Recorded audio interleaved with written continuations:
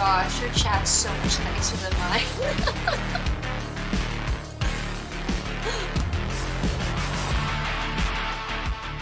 What? Can hear us. Nick said, Oh! but it was a compliment to my chat. Hey everybody, welcome to Unqualified Experts. This week we have a special guest. We have Ash. Okay, I have to know, Ashton. I love go you. by Blaise. Blaise. Okay, it's Ashton Blaise. Okay. You got it right. Here's the funny thing. People always ask me why I changed it, and it's the simple fact that old name is owned by, I guess he doesn't own it anymore. He's my dead manager from back when I did political stuff. Oh, okay. That's not my real name. So the name I use now is actually my real name. Gotcha. So people get really confused. Okay, so now I know. That's good to know. Guys, Ashton Blaise is with us today. I'm so excited to have you. This is the show where we give advice to the internet, and I think this is going to be really fun. Before we start, I do just want to say thank you to Backhand for the super chat, and he gave us love and he gave us hugs. Starting the show off right. So what I do, Ashton, is you know how Cody does Naked Snake when he gets to 500 in super chats? Right. I do a bikini when I get to 200. You are more than welcome to join me. You do not have to. Set. Yes. I am ready. I knew you would. I knew you would. That's exciting. Okay, this is going to be fun. So if we get 200 in super chats, I'll put a bikini on. My new $500 goal is I will then put whipped cream on myself, which means Nick has to go to the store and get whipped cream, but he will. So 200 your bikini and 500 is whipped cream on yourself. Whipped cream. Yes. That's so smart. It was I Cody. didn't think about. It was Cody. Cody is a genius. I love him. He's like, just take mine. He's like, do Naked Snake. And I was like, Cody, you're amazing. But I came up with that instead. So we are going to jump into this. So what I'm going to do is I'm going to read this person's problem, and then we're going to discuss and sort of just talk about what we think that we would do. We'll get through as many as we get through for the show, but usually we'll get through a few. So, So this guy is asking if he should confront his wife about a problem. He says, we've been together since high school. She is super possessive and always has been. We talk about it, but I'm cool since I don't have many girlfriends. And the only major women in my life besides her is my sister, who my wife adores. I was traveling for business and took an Uber to get on my flight. The ride is almost an hour, and I got a female driver. She asked me to switch because she didn't want me alone with another woman that long. I agreed and switched. I told my friend Mark, who laughed and said my wife is a control freak. Thoughts? Should I start first? Yeah, go for it. You have thoughts. I feel like you were like... So, it's so funny to hear this kind of... It's not funny, but it's interesting to hear this kind of thing happen where the girl is possessive, because I consider myself very jealous, very possessive. Okay. And a little insecure in relationships. And I usually go with the fact of, hey, if, like, your partner is uncomfortable with something, there needs to be boundaries set, all for that stuff. If it's an Uber driver, that to me is like a person at work. That's someone who's just, that's like a taxi driver. It's like, what's going to happen if a waitress comes up to your table and you're out with your husband? Are you going to be mad if the waitress is a female and you didn't get a waiter? Like, if your husband is out to dinner with friends and, or if they go to, say, a store and the cashier's a woman, are going to have an issue with it. So that to me is a little, it's almost as if she's expecting the world to cater to him not being around any women but her. Yeah. And that's because that's just not realistic. That's just not. Also, what's going to happen? Like, what's the likelihood this Uber driver is like, hey, baby, leave your wife for me, let's go run off into the sunset together. Like, no, that's insane. Yeah, so I'm of the same mind as you. That's something that I've also struggled with myself, but it's something that I've worked really, really hard on and really hard to get over and to like get better with, because a lot of that stems from insecurity. And I think that when you have a lot of insecurities, it's easy to sort of think that anyone can steal your partner away. But I recognize that as a problem that I had to take care of in myself, and I wasn't going to put that onto other people. So that's something that I worked on. But yeah, you're absolutely right. The world is it's unmanageable. It's unreasonable. You can't expect your partner never to see people of the opposite sex. Like, that's insane. I even think it's going too far to tell your partner they can't have friends of the opposite sex. Like that. Yeah, I think I went too far too. I mean, that's crazy. My boyfriend's actually friends with girls that he's hooked up with in the past from like 4 or 5 years ago. And the way I see it is that who I was 4 or 5 years ago is a completely different person, made Right. different life choices, and I'm cool with him doing it. We both have open phone access. I've never felt the need to go into his phone. He's never felt the need to go into my phone. Mm-hmm. And when I'm uncomfortable with something, I just tell him, hey, you know what? Like I kind of wish you handled this situation differently. I kind of feel off about this particular person. Could we talk about it? It's one of those things where I've learned that communication is key. Um, and you also, at the same time, when I talk about boundaries, it's not just your wife saying she's uncomfortable with a certain woman or something like that. It also counts as boundaries also include you saying, you know what, I feel like you're being a bit overbearing in this situation. And I want you to trust me a little bit in that as well. Yes, I That's agree. your boundary. That counts as you setting a boundary saying, you know what, you are my wife. I need you to trust me in this situation. Yes, So, I absolutely agree. I think you're absolutely right about that. I think that's so healthy. I think it's healthy to be able to communicate your insecurities to your partner, and it's also completely reasonable for your partner to be like, you know what, you need to trust me because I would never do this to you. And it's so good to have that sort of open communication and to be able to have that, I guess, what's the word I'm looking for? Reassurance on both sides, regardless of like what it is. But yeah, I think that this is insanely unreasonable. Like, he really needs to have a real talk with her about her insecurities and about her jealousy, and maybe try to find out, can you go to therapy for this? Are there some books that you can read? Or are there some things that you can work on? It seems like it doesn't bother him that much, but it's getting out of control when it's affecting his life, where he has to change Ubers. Or like you said, if he goes to a restaurant and there's a server, like, you can't avoid all women. Like, that's not reasonable. That's not feasible. it's like going on a flight and you have a peanut allergy and telling other people they can't eat peanuts around you because no one else on the flight can eat peanuts because you have a peanut allergy. Right. That's very similar to this situation. You're expecting the entire world and all of your surroundings to cater to your problems. And, how old is his wife? How young are they? Because I feel like this was kind of the mindset that I very much had in my early 20s, where I thought I thought I was the only one with these problems. I thought I was the only one who had issues, and these are the needs that need to be catered to.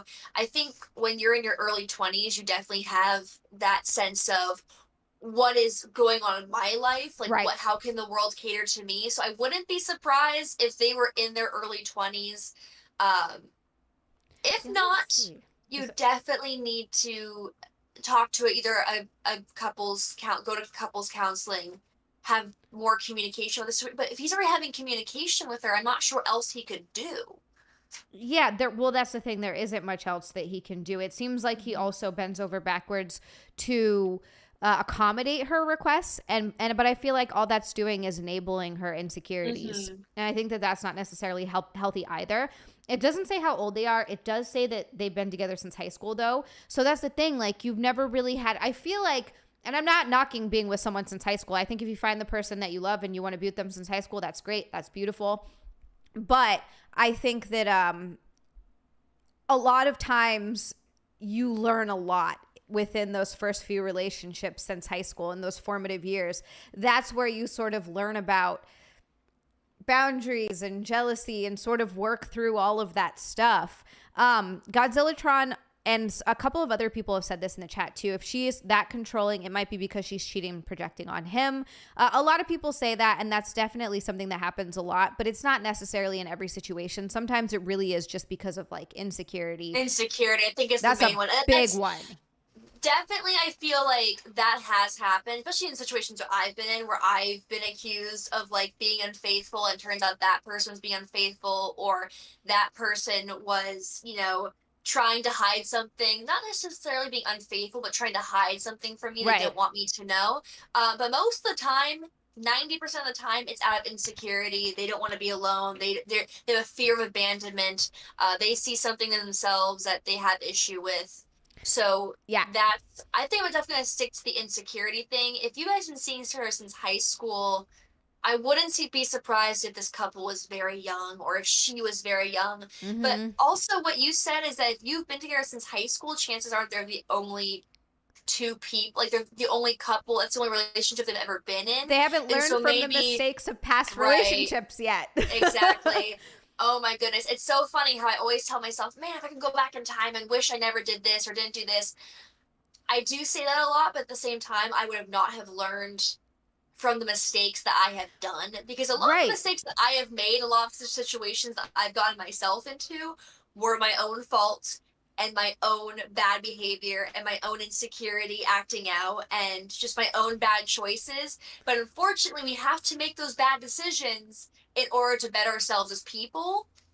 So I don't know. I really don't know, because if he's using communication, he's doing the best he can. Or maybe he's not using the best communication. Maybe if he's, kind of been putting up with it, he has been enabling it.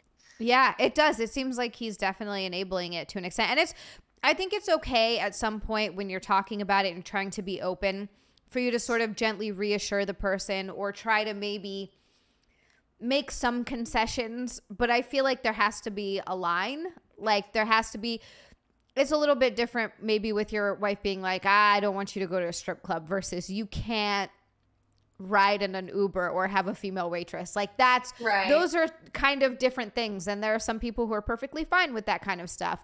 Also interesting in the chat, Mindless Self-Indulgence says she's probably concerned that he may want to try something else if she's the only one that he's been with. And that could easily be something that she's feeling. Oh my God. Because if you're with the same person since high school, maybe it's the only person you've ever been with. I can see, because here's the thing too about relationships, and this is something that you learn also as you get older and as time goes on. It's unrealistic for you to think that you're the only person your partner's ever going to find attractive. That's just not the way that works. Like Oh if my you gosh. right, like if you are with somebody and think that, well, now I'm with this person, they're only going to find me attractive. I'm only going to find them attractive. Like that's insane. And the quicker that you get past that, just the easier it is to sort of let those things go and realize, well, they chose me for a reason and we have this life together and they love me. But of course there are beautiful and attractive people everywhere in the world, and that's just part of it. When you sort of accept that, it makes the relationship not only a lot easier, it makes communication a lot easier. So, my boyfriend takes pictures of girls in bikinis and lingerie for a living. He does boudoir shoots, and I Mm-hmm. have to. It was very hard for me at first to trust him. But the thing is I've met every single girl he shot with. Mm-hmm. I've met so many of the women that he works with. And when I sort of accepted all of this, it gets to the point now where, like, just to clear the air, I am, attracted to women. He ends up calling me out looking at women. So it just Right. comes down to the point of I can't be in this double standard. Oh, it's okay if I look at women, but you can't. Right. You know. And that's something that sometimes you just, like you said, it's tough at first. And as you sort of spend more time with someone and get to trust them a little bit more and get to know them a little bit more and get more comfortable and secure in the relationship, because relationships are hard at first. It's like you don't know where you stand. You don't know what type of person it really is necessarily when you're still getting to know them. There's a lot of being unsure in the beginnings of relationships. And so I can see where insecurity comes in until you like really get to a place where you feel like you're solid and you feel more comfortable in the relationship. And when you develop more security in yourself and when you Yes. feel like you are developing this relationship with good communication, you become more attractive to the person you're dating. Because if you're sitting there like, oh, poor is me, you're going to leave me, Right. I'm just not good enough for you, they're going to think to themselves in their subconscious, is there a reason I should leave you? Like, is there a reason I shouldn't find you attractive? Because insecurity is the most unattractive thing. It really does, like, it could ruin a relationship, insecurity and jealousy, and everybody deals with it. It's a very normal human emotion, but if you just let it, if you let yourself just sit in it for too long, the other person's going to think, why do I want to be with someone who's so miserable all the time and not trusting me? Right. Exactly. Absolutely. You're absolutely right about that. I've learned this from personal experience. So it's not like I'm sitting here trying to be like high and mighty. Trust me, same. I have been the jealous, insecure girlfriend. I have been that person, and it ruins relationships. It ruins communication. And, I feel like I'm finally in a relationship where the communication is so open that I just have no fear of anything anymore. Oh, that's so nice to hear. I love that. if for some reason one day he was like, I mean, I still deal with some insecurity, anxiety Okay, every well, once in a like you while. said, that's normal. It's a normal human emotion. It's how you handle it and how you sort of move forward from it. It's okay Mhm. to feel that way. And you know, if Andrew one day announced that he's been cheating on me the whole time and ran off with some other person, like it's like, well, you Well, know, then at it's least no loss I'm because he sitting was a there. terrible person. Exactly. So Like, it's like either I can enjoy the relationship as is and it will work out wonderfully, or I can sit there and just, you know, let my anxiety destroy me from the inside out. right. Yeah. No, you're absolutely right. We have a super chat from Terry. Terry, thank you so much for the super chat. He said, "Evening sausage." I love when you call me a sausage. "Evening, Ashton. A pleasure to meet you, ma'am. Though you said you had a boyfriend, so you've gone from an 8 to a 6. He's very sad that you're not single." Terry, she's still a 10. How dare you? But thank you. You're lovely. Okay, yes. I definitely have to agree with you on that one. And I think that they really need to sit down. And my advice to this guy is they need to sit down and have a very, very, very serious conversation, like moving forward. And how is this going to resolve? Because I feel like this is going to end up blowing up in a big way if she keeps freaking out. Mhm. No, I Um, agree. I absolutely agree. I think this is something that, gosh, I feel like this is advice I can't necessarily give him because if he goes to his wife and tells this to her directly, she's going to go off on him and be like, you know, tell him he's wrong, that he doesn't understand what it's like. But I feel like if another woman to a woman explained this, it'd be a different situation. It'd be a lot easier for her to take in.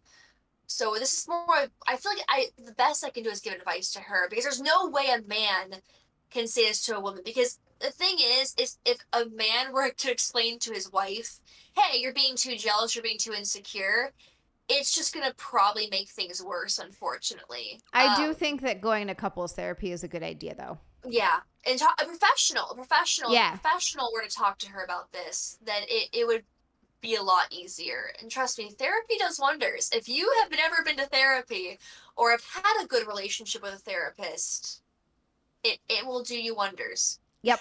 I gotta agree with you on that. I have to agree with you on that. I think definitely going to therapy has helped me out a lot, and I wish that I could go back now. Just because I just think it's good. Not necessarily that there's even like crazy problems going on or anything like that. I just think it's good to go and to talk about it.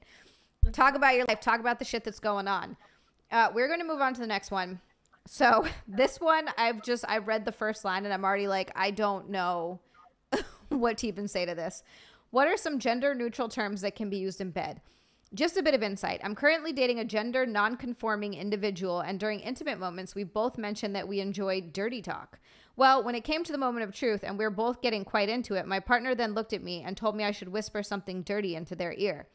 Now, my usual go to would be a passionate phrase that would include the term good girl, as I've only ever been with people that use she, her, or she, they pronouns. But since my partner's pronouns are they, them, calling them a good girl would just feel inappropriate. So, for the first few minutes, I struggled to find the right words to use so I wouldn't accidentally offend them. Eventually, I remembered that they also told me they have a degrading kink. So, in the end, I just used some degrading names as kind of a placeholder until we had both concluded. It's now been a couple of days and the thought is still on my mind. What are some appropriate gender neutral terms that could be used during intimate moments? Hopefully, I can receive some helpful by posting this. So please let me know. Maybe you can come up with something for this. I feel like A pet name? I get gender neutral dirty talk names that you can call them in bed. I mean, the best advice I could give is maybe talk to the person you're hooking up with, and maybe they have an idea of what they'd like to be called. Yeah, I feel like I just, that's too I much for me. I feel like I have no problems with people that are whatever gender they want to be, but this is why I could never date someone like that. I just couldn't, and I feel like that might sound harsh, but there's just no way. I'm not. I dated a non-binary person, and I How just was stuck to it? pet name. I just stuck to pet names, and you know, it was a time where like, and I think for them, it was very early on when I started using. I'm still getting used to non-bi. Here's the thing: if you're non-binary and I accidentally slip up, and you're like, and I apologize, I'm like, oh, I'm so sorry. Like, let me correct myself, and you're cool about it because it is still very much new terms that I think people are still getting used to. I'm cool with it. But if you have to rag on me and make me feel bad for just messing up, even when I apologize and try to correct myself, Then you're just a then dick. you're just, Yeah. no. You're being an No, I asshole. actually don't mind when someone's non-binary or goes by different pronouns. I really don't. I think it's just if that's how someone wants to present themselves, then if they're respectful towards me, then I'm respectful towards them. That's typically where I'm at with this. Like Mm-hmm. I'm like you do whatever you want to do, but I think that would be something that like I can't. I couldn't be with someone like that. I think that's where, and so that's why this is hard for me because I would just get annoyed. Like I would, and I'm Mm-hmm. typically a pretty respectful person when it comes to most things. Like I don't care. Do what you want to do, whatever makes you happy. I don't mind, but I'm not going to try to come up with gender neutral. Like I want to date a man. I don't want to date a they. Like if I was like I need to be with a man, and if I'm gonna date a they where it's like I don't know what to call you in bed, then we have problems.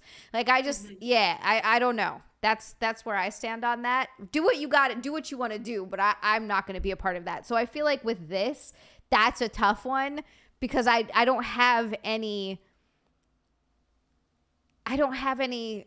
Like I don't know. That's just seems so exhausting. This whole thing just seems so unnecessarily exhausting. My best advice would just be communicate with them and ask them what kind of pet names they'd like. Because the only thing I think of is using pet names. Yeah. That's Yeah. what I would do. Yeah, I get. I mean, Is I just stick to pet guess names. that's so bizarre. That's too much for me. Yeah, that's the best advice. Use pet names because I can't even deal with this one. This one just annoyed me so much. I was like, what is this? All right, thanks, Nick. Moving on. Are these like answered on your Instagram or where are people? No, these are just Nick will source them from different places on the internet. These are people that are like, hey, Oh, I really need advice. huh. So yeah. Interesting. Yeah. That one was so annoying. Okay. This one is interesting. So this is a 26-year-old female and her boyfriend is a 33-year-old male. She said, my boyfriend has some gross habits. My boyfriend is honestly so gross sometimes. He has a perpetually stuffy nose and I found his boogers on walls, in the shower, on hand towels, etc. Whenever I hear him blow his nose, I get triggered. This morning we were in bed sleeping and I hear him blow his nose like 6 times, loud as hell, etc. I turned around on the last one because it was annoying, and there's nothing visible that he's blowing his nose into. So I ask him where the F he's blowing his nose, and he says his hand. He's been blowing his nose and wiping his boogers, God only knows where. On the blanket we both sleep with, the sheets. I'm sick and disgusted thinking about this. He's a 33-year-old man. I'm a 26-year-old female. We've been together for a bit over a year, probably approaching a year and a half. However, we just moved in together 3 weeks ago. I knew he was gross, but I just can't do this. It makes me so repulsed I can hardly fathom having sex, etc., especially since they are probably boogers on our effing bed. Every time I bring this up, he gets defensive and So says he gross. can't help his nose is stuffy, etc. Part of this was just venting, but what would you guys do if this was your partner? I would leave. I would leave. I was gonna say break up. I would never consider moving in with them. Like that's the thing is like when you are first getting to know them and like you're kind of already seeing this, why even here's if he's 33, he's not changing. No. He's not changing. Like when they're past the age of 22, I mean like behavior and how like I guess you develop as a person changes and your ideas change, but old habits die hard. So Yeah. like things like burping and farting and blowing your nose, you know, he might change how he does his hair and might use please and thank you better and his, politics and religion might change. But farting, burping, and blowing your nose a certain way is gonna be much harder to change, I promise you. Yeah, that's Um so gross. it is literally easier to convince someone to change political parties or change a whole religion than to stop burping and farting and blowing their nose and doing it. For me, I feel like it's the bad habits that are the hardest to. Well, and like, look, there's a cut. difference between. Well, first, I just want to go, James. Thank you so much for the super chat. Also, thank you for being a zunt. James Lynch says, going back to the last one, respectful, degrading, dirty talk with a question mark. Yeah, that doesn't even make any sense. Like, how are you trying to come up with respecting your partner while you're degrading and dirty talking them? The two don't that doesn't work. It doesn't work. I agree with you. It makes absolutely no sense. But back to this one. What the hell? There's everybody has normal bodily functions, right? Like I wouldn't get upset at my partner for like having to fart occasionally, or like obviously people are going to have to go poop.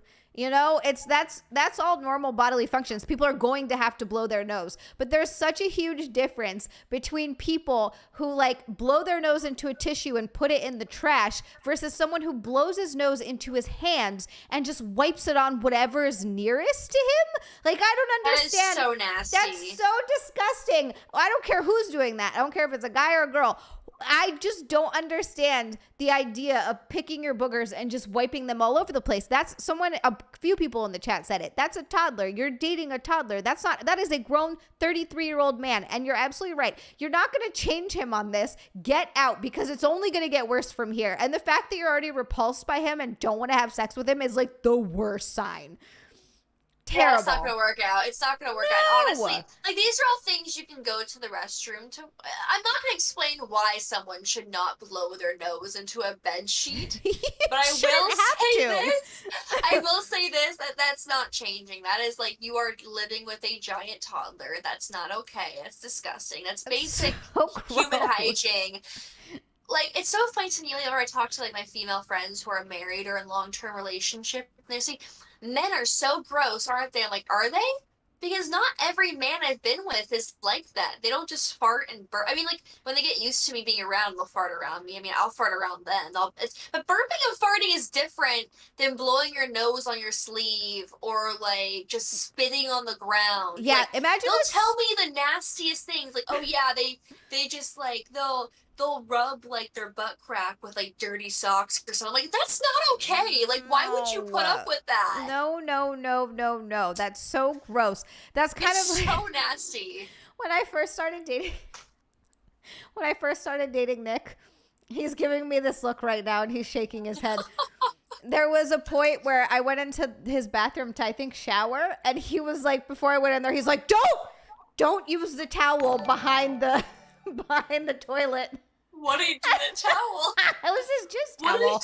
But he was being nice, and he's over here shaking his head. Oh. Yes, you got a just towel. I remember this. And you're like, don't use this. And I was like, why? And I was like, oh, that's why. And you just started laughing.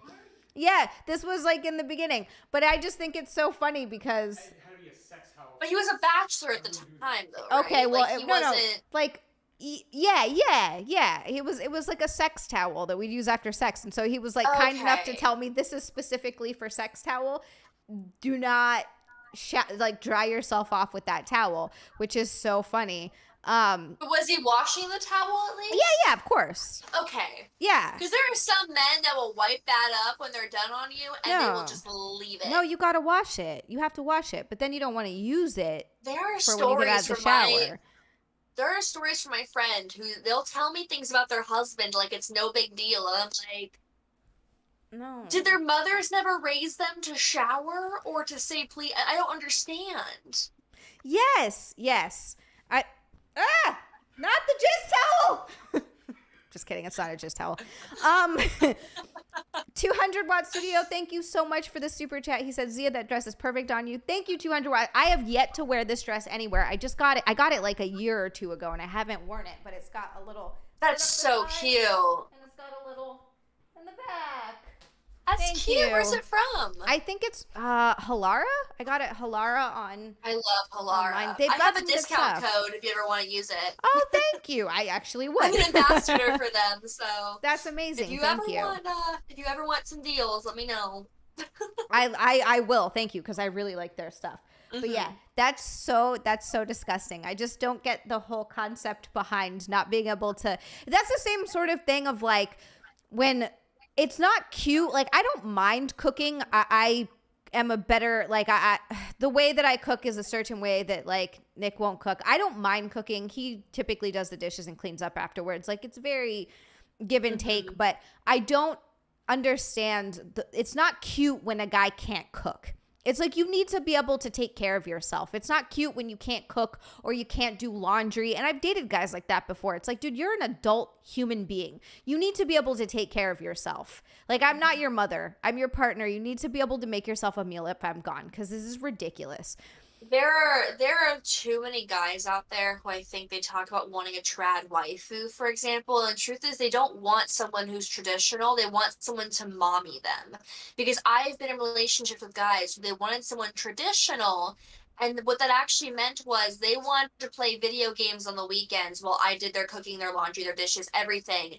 And it's really frustrating. I've had roommates who don't do the dishes or know how to cook their own meals or how to clean up Oh, after themselves. And it's same. really frustrating. And I know women like that too, and that's also not cute. Like, you need to learn basic life skills and how to take care of yourself. If you're an adult and you can't do laundry or do dishes or cook yourself a meal, then you're just an asshole.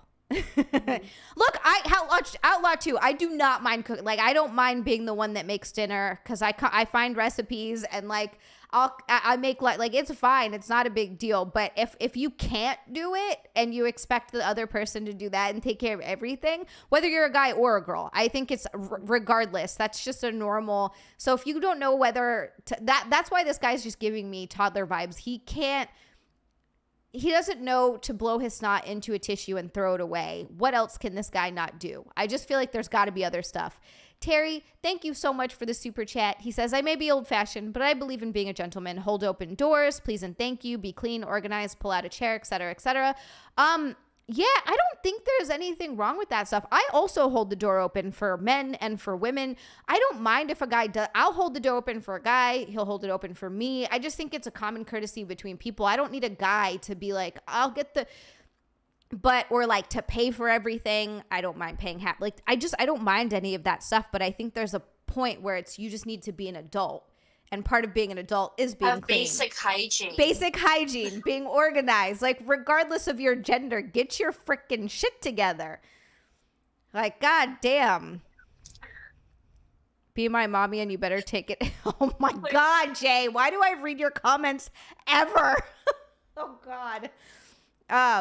Said, I'm just messing around. I think if you can't do it, you should be willing to learn how to do it. Yeah, out loud too. I figured you were messing around.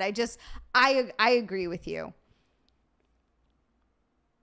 Yeah, exactly, outlaw too, exactly. And you should complement each other and you should be able to grow together. And I fully agree. Like, if I'm with a guy who's a good cook and he's going to make dinner, I'll clean up, I'll do the dishes. Thank you for making me dinner. And then you do, like, there has to be give and take. You can't rely on one person. Thank you, old nerdy. I am the perfect gentleman. I hold the door open for a lot of people. I get so pissed though when people don't say, like, the other day I held the door open for this girl at the gym and she walked in and straight up fucking ignored me. Like, didn't even acknowledge that I was there. And I was like, fuck you then, bitch. Like, I got so annoyed. James, thank you for the super chat. He said, could this be passive aggressive? Maybe he isn't man enough to end the relationship. I didn't even think of that. That, honestly, there are times where men will, like, act out, or even women sometimes. I've actually done this a few times. Because there were situations where, like, I was too scared to, like, break up with someone, and I would just start acting out. I would just start doing, like, dumb things to make them not like me anymore, and then when it didn't work out, I packed my bags and left in the middle of the night. That's an interesting way to go. You're just like, see you later. Oh, no. I was very young and very stupid and was not mature enough to just break up with them like an adult, but... Yeah, that's also something that you learn. Like, you go through some ghosting and then, oh my God, when I started actually... Mind the self-indulgence, I agree. If you're allowed to suck at cooking, but to be incapable is unacceptable. Yes, I fully agree. This is something that I didn't learn until a little bit later too, is guys appreciate so much if you just tell them that you're ending things and why. Like, I remember I was dating this was in LA. He was perfectly nice. He was lovely. He was such a gentleman. He was really sweet.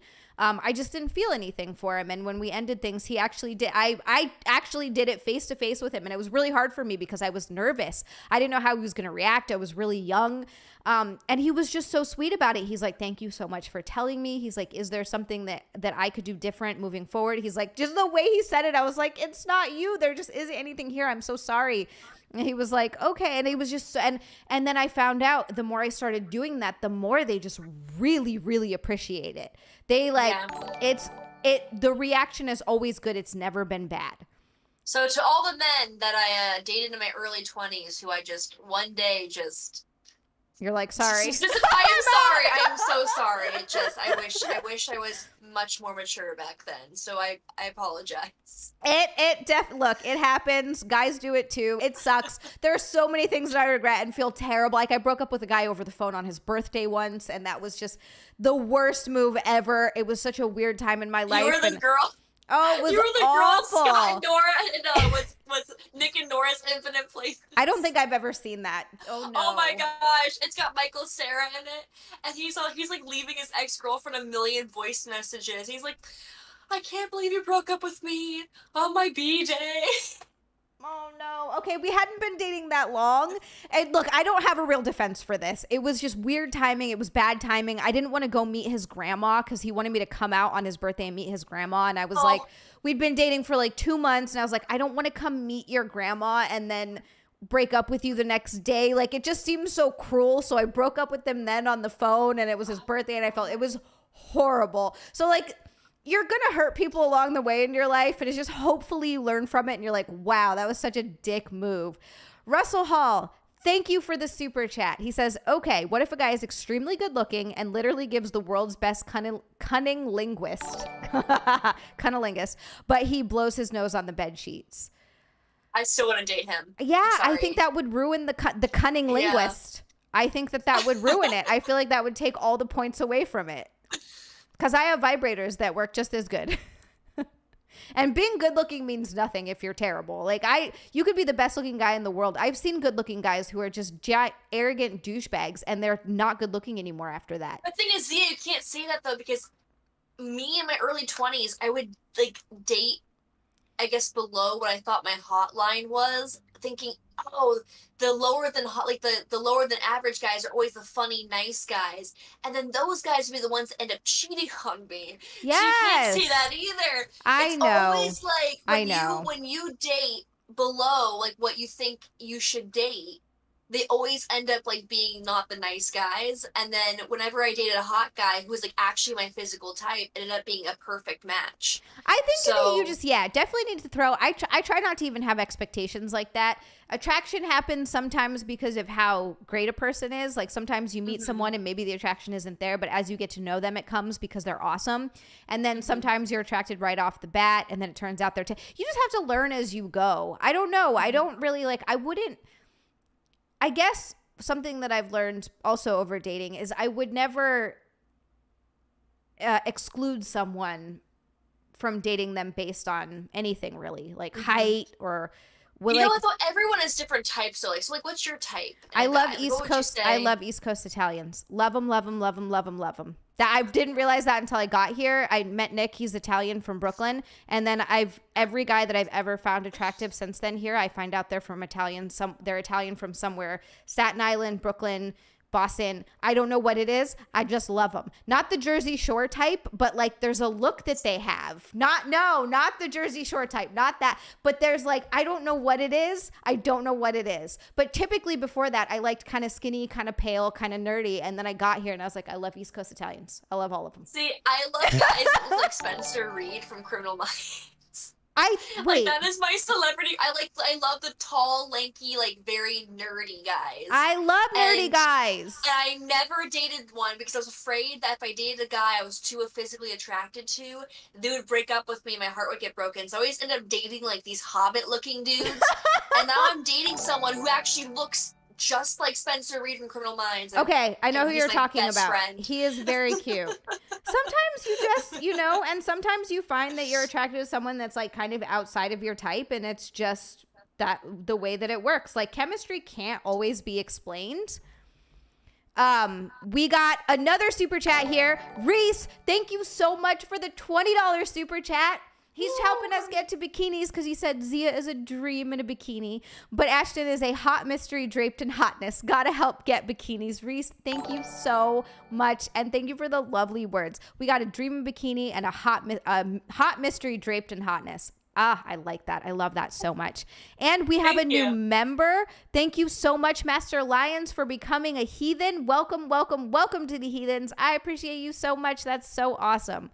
Got a new heathen in the chat. And We got another super chat. Oh my goodness. Zia's flexing the Italian liking. Thank you so much for the super chat. Yes, I do. I don't know what it is. I didn't realize it until I got here. Every time I'm like, oh, he's cute. He's friggin' Italian from like Brooklyn or Staten Island or something. I don't know what I don't get it, but every time. CMDR is 6'2", 165 pounds. Oop, tall and skinny. And a mechanic of 35 plus years. Nice. That is actually, a mechanic I feel like is a hot profession. I don't know why it took me so long. Because then, like, something breaks down. But the thing is, so it just really impressed me very much because I grew up on a racetrack. But, like, you know, if you got someone who's going to work on your car, for some reason, I feel like if a guy can build me things, that's very attractive. Oh, we got the dogs going. If someone can build me things, like, if I feel like I go to a Home Depot, that's, like, the perfect place to find a future husband. Because if anything breaks, Don't you know how know to that fix that's a it. person. Exactly. Smart. Yeah, that is actually really nice. 200 Watt Studio, thank you so much for the super chat. He says, couldn't you just B-Day sax him and then break up? 200 Watt Studio, that was the thing. It was his birthday and we weren't together. So for me to see him, I would have had to go out to his grandma's for dinner because like that's where he was.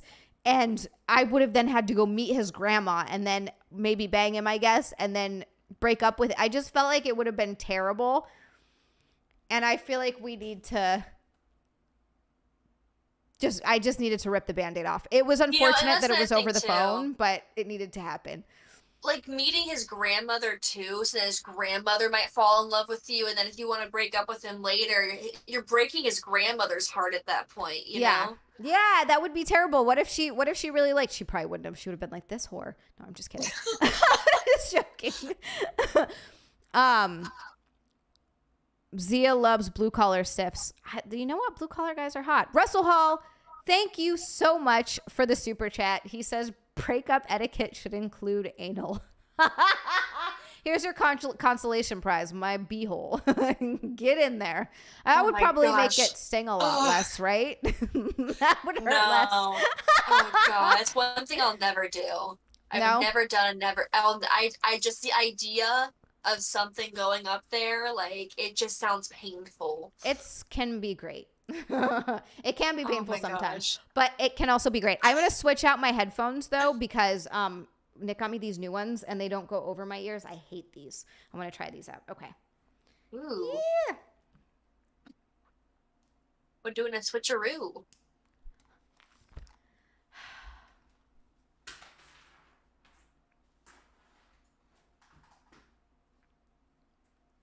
I love your lighting setup. She can't hear me right now, but I love her lighting setup. It's giving me the spooky vibes. How does this work? I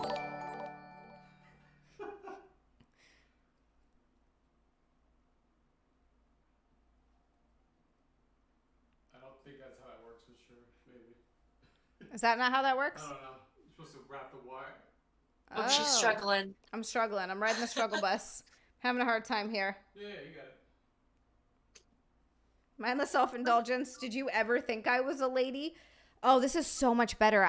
It's less hot. It's less restrictive on my ears. This is incredible. Oh my God. So nice. Sushi? I brought you some cat food. You brought me some cat food? What kind of sushi? What kind of sushi? You brought me sushi. I love sushi. Sushi. Oh, sushi. Very nice. Very nice. Yeah, do you like my lights behind here, you guys? It's coming together. I was just saying your lighting looks so good. Oh, thank you. I'm finally getting a background. It's finally coming together. It still needs some work. Maybe I'm going to put some art up here. I said I wasn't going to, but maybe it'll look nice. 200 Watt Studio, thank you so much for the super chat. He says, but what if his grandma hated you? Still sacks him. You know what? Maybe that would have helped if she just hated me. But it was not what meant if she to be. loved you? Then you break her heart. But she exactly. died to a broken heart. What if you killed? What if you stayed, met his grandmother, and then broke up with him, and then she dies of broken heart after meeting you? Because and then you kill his grandmother. Because she was like, this guy was like, this was back in Hawaii, and he was like super dark, like very, very, very dark. And what if she was like, you guys could have had the most beautiful caramel mocha babies ever? And then I was like, actually, I'm breaking up with your grandson. And then she dies right there. And then she died. That could have been. It would have been terrible. would have been terrible. Russell Hall, thank you very much for the super chat. He says relationships are give and take, Ashton, so take it. I'll tell you what I took. My boyfriend brought me sushi, so I'm gonna take that. Oh, So- yeah. Take it right in the mouth. Okay. I'm not allowed to say things anymore. Thank you, Alexander. Alexander the Great. I have to ask you, is it Alexander the Great based on the guy or based on the Iron Maiden song? Because if it's the Iron Maiden song, you just got super cool. Thank you, mindless self-indulgence. I'm a lovely person, but I burp like a sailor, so not a lady. I'm not a lady at all. I'm not even remotely a lady. All right. Let us move on to the next problem that someone has on the internet. Okay. Oh, boy. A few months ago, my wife unexpectedly licked my butt. I never asked for it, and it's never appealed to me, although it was enjoyable. Enjoy your sushi. Let me get. What would you do if I randomly licked your butt? This person says that their wife decided to, wife or girlfriend? Wife His unexpectedly wife licked his decided butt. to lick his butt. His beehole. In the beehole. The hole. The hole. Oh, I was gonna ask pants or no pants, but I mean that kind of already answered my question there. Yeah, no pants. No pants. Oh. mm. What is his question though? What should he do about it? How should she say please stop? How much money am I getting? Like, I personally would never lick anyone's beehole. I'd lick a beehole. You would lick a beehole? Yeah, if they were cleaning out of the shower, if they wanted me to, I'd do it. What would you do? If one day we were just in bed and I just out of nowhere licked your beehole? It would never happen, but what would you do? Yeah, if someone doesn't ask me, I'm not going to do it. But if they want me to and it's a person I like, that's a good question. If you randomly on your own behalf, I would be I'd be questioning things. Like, questioning what? My sanity? What? Yes. My sanity. Yes. I don't. What's the question? What does he want advice for?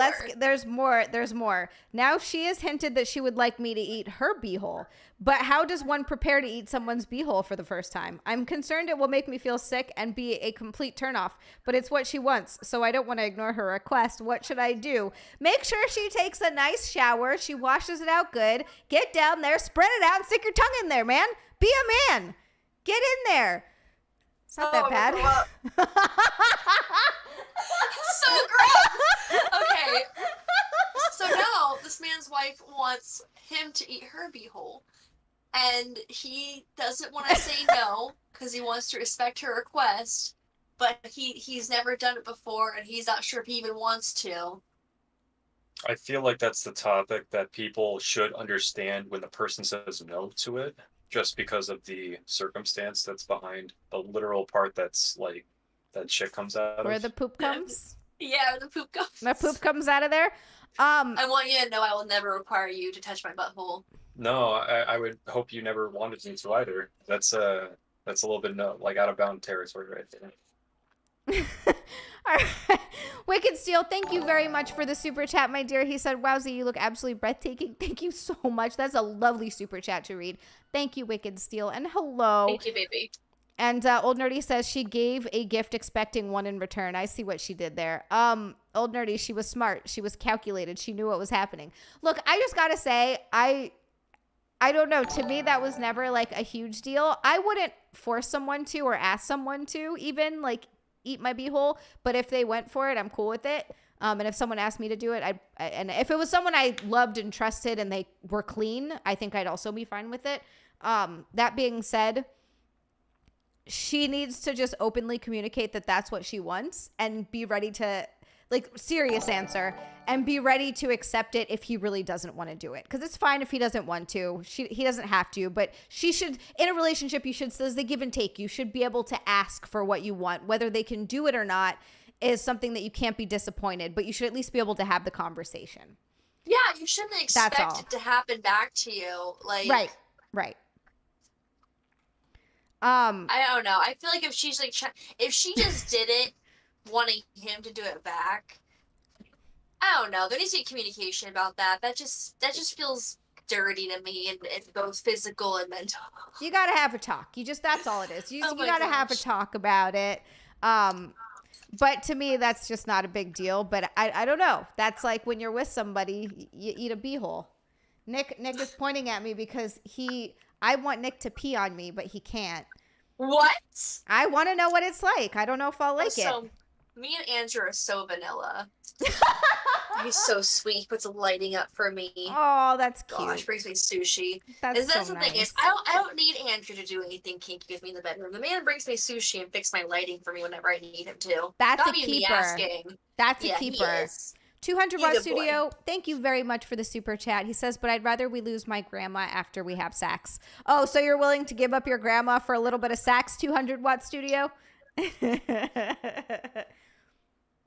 But how do you ask for something like that? What, for him to pee on me? I don't know. We were just talking dirty. And we're not talking, we're just talking about stuff. And I was like, I would like to try that. I want to know what it's like. And he's like, I can't pee in front of people. You don't accidentally lick a beehole. She knew what she was doing. She wanted to lick the beehole. He will not pee on me. And it's fine. I'm okay with it. It's just something that I was curious about and I would like to know because it seems like something that I might like, but maybe I won't like it. I don't know. But I won't know until I try it. Russell said, what is wrong with you people? Yeah, I go swimming with jellyfish on purpose. I'm like, oh no, Nick, I got stung. You better pee on me now. Alexander wants to know, when are Ashton and her boyfriend going to church? Oh, by the way, Alexander, I did see your answer. I'm going to let Ashton eat here. Don't worry about it. I'll talk to chat for a minute so you can get some sushi in there. I saw your answer about that being one of your favorite Iron Maiden or your favorite Iron Maiden album. That's awesome. I love that so much. And David would take a steamy dump on my chest if I wanted. Thank you. I don't want that. Poop is going too far for me, but I feel like pee is like, I don't know. Pee doesn't gross me out. Pee in a cup and throw it on her. You know what? Skull's absolutely right. He can pee. There are breathing techniques. Old nerdy, message him this. Yeah, I think most girls like their hair pulled. Ashton, do you like getting your hair pulled? If you care to share, you don't have to answer that. See, Absolutely. yes, I think most girls do. It depends. Some men are really bad at it. That's true, because you have to pull from the root like this. You can't pull from this. Like that's you got to get in there and get. And we don't like want that. it to hurt. Like despite popular belief, we don't want it to hurt. It has to feel just like a tug. Yeah. Like it has to be secure, you know? Yeah. No, absolutely. And you gotta, again, you can't pull from the ends because that just hurts in a terrible way. You gotta pull from back here. And I feel like experienced guys know that. You know when a guy like gets a handful of hair from like right here, you know it's about to be a good time. Russell Hall says for $2, thank you Russell Hall for the super chat, just get your boyfriend really drunk and he'll do it. He doesn't drink. I've been trying to get him drunk for 9 years. He doesn't drink. It's upsetting. Here's Andrew. Yeah, I mean it's fine because I'm sober, so like that's actually good. Yeah. We're both sober too. I mean, like, I'll have like a glass of wine maybe like once every 2 months or something, but it's very rare. Yeah. So, yeah. I just honestly, I don't see like why drinking is so glorified in society. If people like want to go out and drink, that's their thing. I just personally don't get a lot of fun out of it. No, Like, I mean, I'd rather hang out in a bar with my friends who do drink and hang out with them and not drink at all. I don't need to drink to have a good time. that's good that you're like that. I'm sober for different reasons. I'm like actually sober because I have alcohol problems. So I have like actual problems with booze. So that's like, I get why people drink, obviously. I wish that I could be one of those people that could just drink for fun and be fine, but I'm not. I don't think, to me, it's not fun to be sober. It's not like, oh yeah, I'm sober. No, it sucks. I hate it. I hate that I can't have a drink and like not end up blacking out, but that's just not me. So Do you have something you prefer, like, as, like, a way to, like... exercise. Yeah. Your arms look great, by the way. Thank you. I've been working on it. I've been I like... noticed, I was like, wow, because you were putting your headphones on, I was like, is she flexing? I wasn't, but thank you so much. Oh my God, I've been working on it. James, thank you so much for the super chat. He said, my ex said it wasn't about pain, but it was about surrendering control. You know what? I honestly didn't even think of that, but I feel like you're absolutely right. It's sort of the same thing with like being spanked, although I don't mind some pain there. Hippopotamus, thank you so much for hanging out. Good night. Well, spanking is like you want a little sting, you know? You want a little sting, but I think you're absolutely right with the hair pulling. You don't want it to hurt. You want it to be like, you want to kind of be their bitch a little bit, you know? Like that's part of it. Andrew Thomas, member for 1 month. Thank you so much for your 1 month chat. He said, thank you for your support here, by the way. Thank you for being a heathen. He says, hey, sexy Z and sexy black cat Ashton. I can't wait to see Ashton in a bikini and ignore Terry. You were a 10, Ashton. A 10. Where are we? Yeah, I feel like we're like I'm a 6 when I need to be a 6. How about that? There's no world where you're a 6. All right. We are moving on.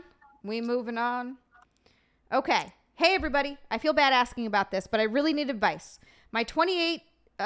She's a 28-year-old female. Her boyfriend's a 26-year-old male. She said, my boyfriend has this habit of touching his private parts all the time, especially when he's wearing just underwear or pajama pants. It was more subtle when we first started dating, to the point I didn't even notice. But he's becoming more and more annoying, to the point where we're sitting on the sofa together watching a movie, and he is always with his hand in his pants.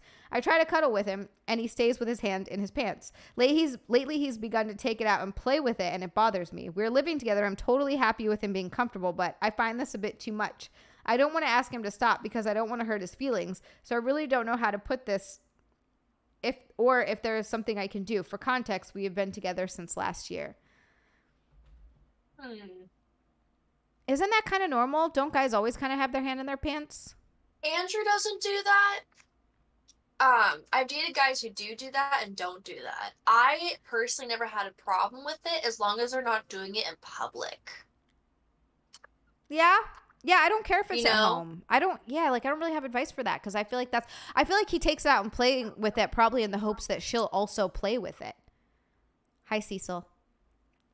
I mean, here's what I say about it. It's like similar to the whole, blowing the guy who blew his nose into the bed sheets. Like, you're not going to change that. That's like one of those habits that are not going anywhere. Yeah, so if it bothers you that much, you either need to leave or you need to decide, like, hey, everything else about this guy is great.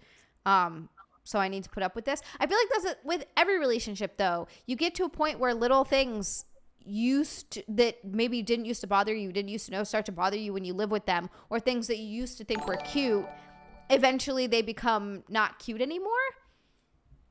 Yeah. I don't know. You have to adjust. Pants are terrible.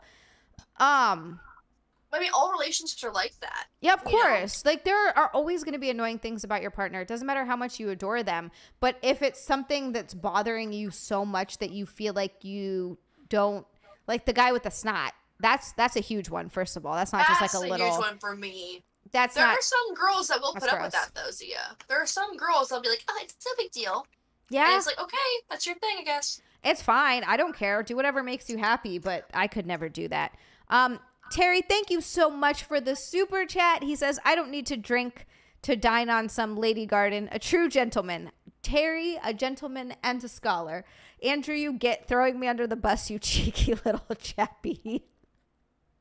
Terry, we know that you were just joking because she has a boyfriend. Yeah. Actually, Charlie Stevenson is right in the chat. Straight out tell him. Don't expect him to take a hint.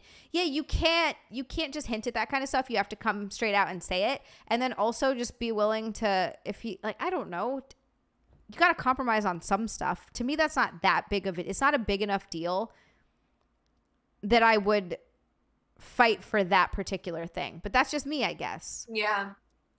Hi, Spineless. Hi. That guy thinks it's not a big deal, but it's not. Fuck yeah, old nerdy.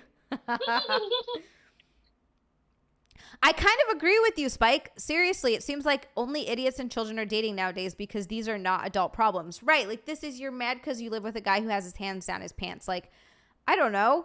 It's also insanely comfortable just to sit with your hand like this. I don't know what it is.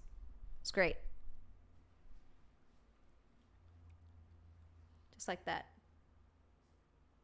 I like it. I don't know what it is. I see guys doing that. Yeah, I agree with you, Outlaw, too. With men in general, there's a strong preference for direct communication. Men in general are not great at indirect cues / communication. Yeah, you just have to come out and tell them. I don't think you can stop your boyfriend from touching himself all the time. I think you just either need to, like, you could say something, just come out directly out and say it. And if he's like, hey, I'm not willing to stop doing that, then you got to live with it. Or leave. Or leave. Yeah. That's really all there is to it. All right, the next one. So this is a 34-year-old male and his girlfriend's 27.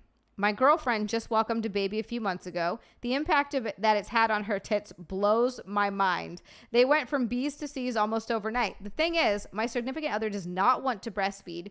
Don't want to get into those politics here, LOL. However, I have this drive to nurse off of her that came out of nowhere. I've been weirded out by this desire, but since the milk isn't going anywhere, i.e. my son, how can I get her to nurse me, at least to fulfill my fantasy? Everyone else have this experience. Or anyone else have this experience. So he wants to nurse on his wife. I would break up with them. That's just me. Well, but he's saying, has anyone else had this experience? And so he basically just wants to say, how can I get her to nurse me, at least to fulfill my fantasy? He wants his wife to nurse him? Yes.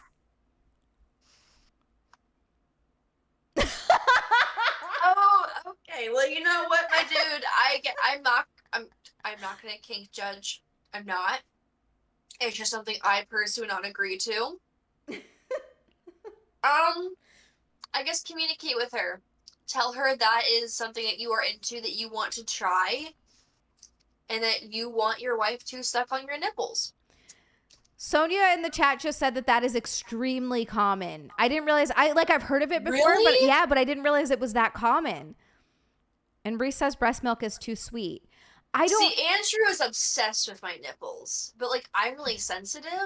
I've always heard like men sucking on women's nipples. That's one thing. I mean, yeah. But like a woman sucking on a man's nipples, that's common? No. He wants her to nurse him. He wants to drink milk from her. Oh, Yeah. Milk? Yeah, he wants, because she's pregnant and she's not nursing, so he wants to drink her milk. Ashton is like, I don't understand what's happening here. Okay, there's so many different kinks that are going on that we're discussing at this point. Okay, I have heard of this. I guess I just discuss this with her, just talking with her. I mean, I have heard of this before, where men want to nurse, like after drinking the milk and whatnot. Yeah. I mean, men obviously love sucking nipples as it is, because like Andrew's obsessed with my nipples. Yeah, But, I mean, like, nipples are great. I get it. Yeah, but I never heard of drinking milk from a pregnant woman's nipples. That's different to me. There's a guy on a show that I listen to. It's Jim and Sam. It's on Sirius XM. And Troy is on the show, and he talked about how he used to do that. They call it baby heading.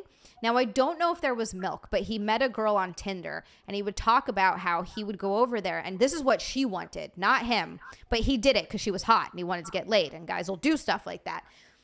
She would like hold his head, and he would suckle at her nipples, and she would like hold his head like this, like a baby. No milk came out, but he would like suck on it.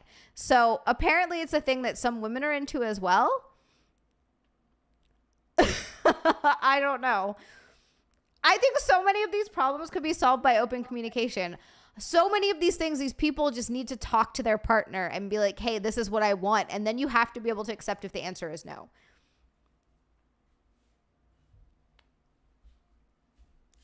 I just feel like the whole baby thing to me is what's throwing me off, right? Like, one, why would someone want to be treated like a baby? I don't know. And why would someone want to sleep with someone they're treating like a baby?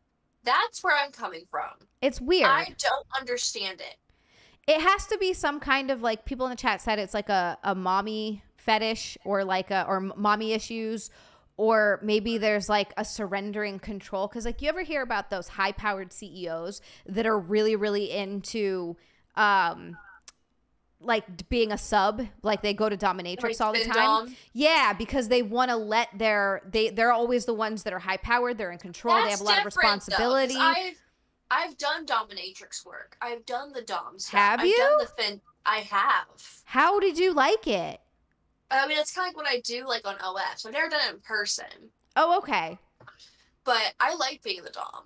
But that's different for me because like where I'm coming from is we're not just talking about basic dominatrix sub dom stuff. We're talking about like someone's acting like a baby, and the other person's treating them like a baby. Like these are two people who are about to sleep with each other, and one person is either acting like a baby or treating them like a baby, and they're about to have sex. That's where I'm like, this is weird, because one person is either acting like a baby, like wants to be treated like a baby, or the other person wants to treat someone like they're about to sleep with like a baby. Do you see where I'm coming from? Like it's a little beyond No, dominatrix stuff. no. I get what you're saying. It's creepy, but I'm just wondering if there's like an aspect of it that's like surrendering control. Right, but why not just get a dominatrix sub thing going on? Why not just get into that? I don't know. Why I does don't there know. have to be the child aspect? I know it? it's That's weird and creepy. Russell Hall is saying, "WTF did she say?"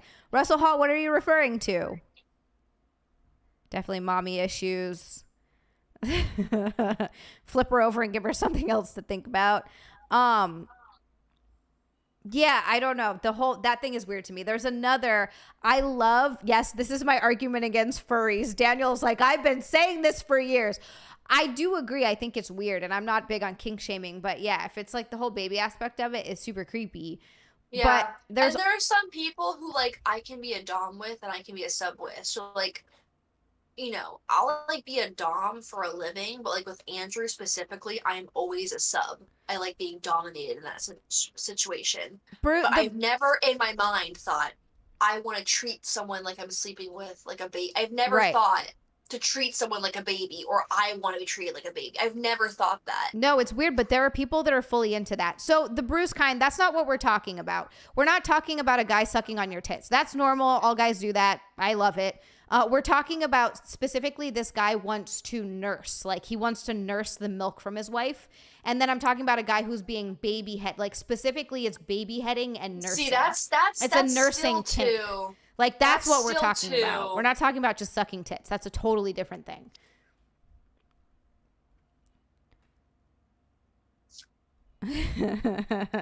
I'm really Okay, Outlaw 2 says, from a psychological standpoint, it's a maternal connection or the interest to taste what you don't remember. It's an interesting thought, but it's strange. It is strange as it expands. They want to have sex with their mother. Like, I'm sorry, like, I've read Oedipus. Okay, I've read too much Shakespeare to know how this works out. Too much. Yeah, there's a lot of that, huh? Yeah, I don't know. I don't know enough of about the psychology behind it to know if it really has something to do with your mother, or if it's just because, like, what is it that gets you into feet? You know what I mean? Like, is it something in your formative years that you saw? So is there something in your formative years that gets you into that? Not necessarily being that you want to sleep with your mother. It's just a weird kink that you developed as a kid. I don't know. I have no idea. I just see it as a sexual act and exchanging body fluids. Nursing kink is different, not into the mommy daddy issue thing. Yeah, that's weird and creep. Any of that. Like, even calling a guy daddy, to me, I don't like. People do that a lot. To me, it's weird and it creeps me out. I have a father. I don't like when people call me mommy. I really don't. I think that's weird. I never call a man daddy. I'll say daddy as like a meme or like a joke, but I could never actually call someone I'm dating daddy. That is so gross, so disgusting to me. If someone calls me a mommy, I don't like it. It's creepy. It's weird. It's weird. I also don't like being called baby, honestly. I think it's a little strange. I don't mind that. I don't mind that at all. But I don't know, because that's just a different, I guess it has a different connotation. I want to know where the whole daddy mommy thing came from, because as somebody who like does have like separation issues with her family, like I don't really talk to my family as much anymore. Mm-hmm. I don't have like the most close relationship with my family members. I wouldn't say I have mommy or daddy issues in that sense, and I want to know the psychology behind people who have a desire to like have a partner who they see as a mommy or a daddy, because I don't understand that as somebody who didn't have the best relationship with my family, because Right. it's what, do you see what I'm saying? Because there's so many people I know who don't have the best relationship with their family members, but don't have quote unquote mommy or daddy issues. So I want to know like where that stems from. Okay, this guy keeps the bruise kind. You're not understanding. You keep bringing this up. That's not. It's specifically called baby heading, where the girl is pretending like she's nursing the guy. That's a specific kink that this guy was talking about. I'm not talking about what you're talking about. That's just regular sex stuff. This was a specific kink that is called baby heading, where you hold the head like it's a Where baby. she's holding the Yes. guy like a baby. Right. Not gently holding your head while you suck a dick. It's a completely different thing. It's And he's specifically going gaga goo goo. And Yes. he's going gaga goo goo, mommy, mommy. it's a sucky, sucky. specifically a nursing kink, not just sucking on your tits. That's a completely different thing. Russell Hall, thank you for the super chat. He says, I think show me your feet is the new just the tip. Oh boy, Russell, you are absolutely right about that. The amount of people. I don't mind the feet thing. I don't mind the feet thing. It doesn't The feet bother thing's me not at that all. weird. But it's like the most vanilla It's of all the different. kinks. It's very different. I don't fully understand it. But you know what? I'm not gonna judge anyone for it because the feet thing's kind of harmless. Yeah, no. Like it's not encouraging anything to do with children. And that's the thing. It's Right. Right. It's just feet. It's whatever. Terry, thank you so much for the super chat. He says, from a psychological perspective, it is known as infantilization. Infantilization, am I saying that right? Theoretically cast as an abnormal psychology. Some abuse victims like it. That's interesting. Huh. Someone just commented, Disney taught everyone to hate, CMDR classified. Disney taught everyone to hate their stepmom. Pornhub has a different approach. That's hilarious. I love that. Oh my goodness. I never just did a stepmom thing. That to me is still weird. That's like your It's family everywhere. member still. That's It's weird. yeah, no, it's weird. There's same thing with like the stepbro thing. To an extent, I get it because it's not like I don't have a stepbrother. It's weird for me to think that because like there's no real connection for me. So it's like if it's someone you're not related to that you didn't grow up with, I get like imagine your parent marries someone and some hot stepbrother comes in who's like 19 and you're like 18. And he's hot. Like, I get that. To me, that's not that weird. But it's... Not off limits. I'm sorry. Off limits. Once your parents get married and once that person is your stepbrother, that is your brother. Off limits. To me, that would ruin the attraction. That would just be like, oh, he's my brother now. Like, nope. This is my step ladder. I never knew my real ladder. I just don't get the feet thing personally, but I don't knock those that do. No, people are super... God damn it, Saw. Some people are super into feet. And I don't mind that at all. But yeah, the step thing doesn't weird me out necessarily. Like, I don't like it. Oh boy, the bruise kind now is going in on the whole breast milk thing. So what you're saying then is that you like breast milk. That's what he's saying. He's like, I don't understand. I ingest breast milk. Which one is the yeah, that's the weird. It's not stepbrother, it's stepbrother. So like it's different if they're trying to pretend like it's your real brother, then that's gross and creepy and I want no part of it. But the whole step thing to me is just whatever. But I think they do that in porn though because it's illegal, as far as I know, but I could be wrong about this. It's illegal to say your actual brother. Do you think it's like a borderline like thing that's implying actual incest thing? I think that's what they try to do with it. That's what throws me off. I feel like it's trying to imply it's Yeah. borderline incest. That's creepy. That's creepy and weird. I don't like that. I don't like that at all. But like in an actual step, like if my dad married some woman who had a really hot son and I was already a grown adult when they got, like if we grew up together, that'd be different. But if they're already a grown adult, like I don't know. I don't know, man. Like once. Like I'm already 20. I'm already 23. He got married. She has a hot 25-year-old son. Let's make some porn. But I'd be morally just like, nope, that's my brother. Doesn't bother me on that one. Spineless. Thank you. Yeah, step is there because it's law. Okay, that's what I thought. I thought that. So yeah, if it's meant to be real incest, that's creepy and I don't like it. I don't like that at all. Spineless, thank you so much for the New Zealand $20. Appreciate you. He's just sending it to send it, not even with a chat. Thank you so much. Thank you so much for the donation. That is awesome. Yeah, apparently incest. Incest is too much for the prawn industry. That's the thing too, is like for a long time there were just ASMR videos where it's like they were taking categories from Pornhub and making ASMR videos based on them. Wait, how would that work? Like this girl, there's one video that's popping up everywhere. It was this girl that was like a step bro video. She's like, "Hey step bro, do you want to see this?" And she took out like the cardboard, like the tube that goes on paper towel rolls. And she's like, "Oh, look at your pole." And like this was on YouTube. Like she was talking about his pole, and it was like a cardboard like tube for a paper towel roll. And she was talking about her step bro's pole. And that's fine on YouTube, but I get flagged and shadow banned for being in a bikini. This is bullcrap. Yeah. Garbage. That's And the so funny thing is, frustrating. their cleavage is everywhere. Like they're in like a strappy, tank top, but for some reason a bikini, which is basically the exact same coverage, isn't okay. Yeah, that's suddenly not fine. Russell Hall, thank you so much for the super chat. He says stepbrother or butt stuff. What's the lesser evil? Ooh, for me, butt stuff is definitely the lesser evil. For you, Ashton. Oh God, they're both awful. I don't like the idea of either. I guess You have to butt choose stuff. one. Butt stuff. Butt Butt stuff wins. I'm not gonna lie, someone brought Clueless in the chat, and honestly, Clueless, I love it until the end when she gets together with Paul Rudd. Oh yeah, because that's her stepbrother, right? It bothers me because here's the thing.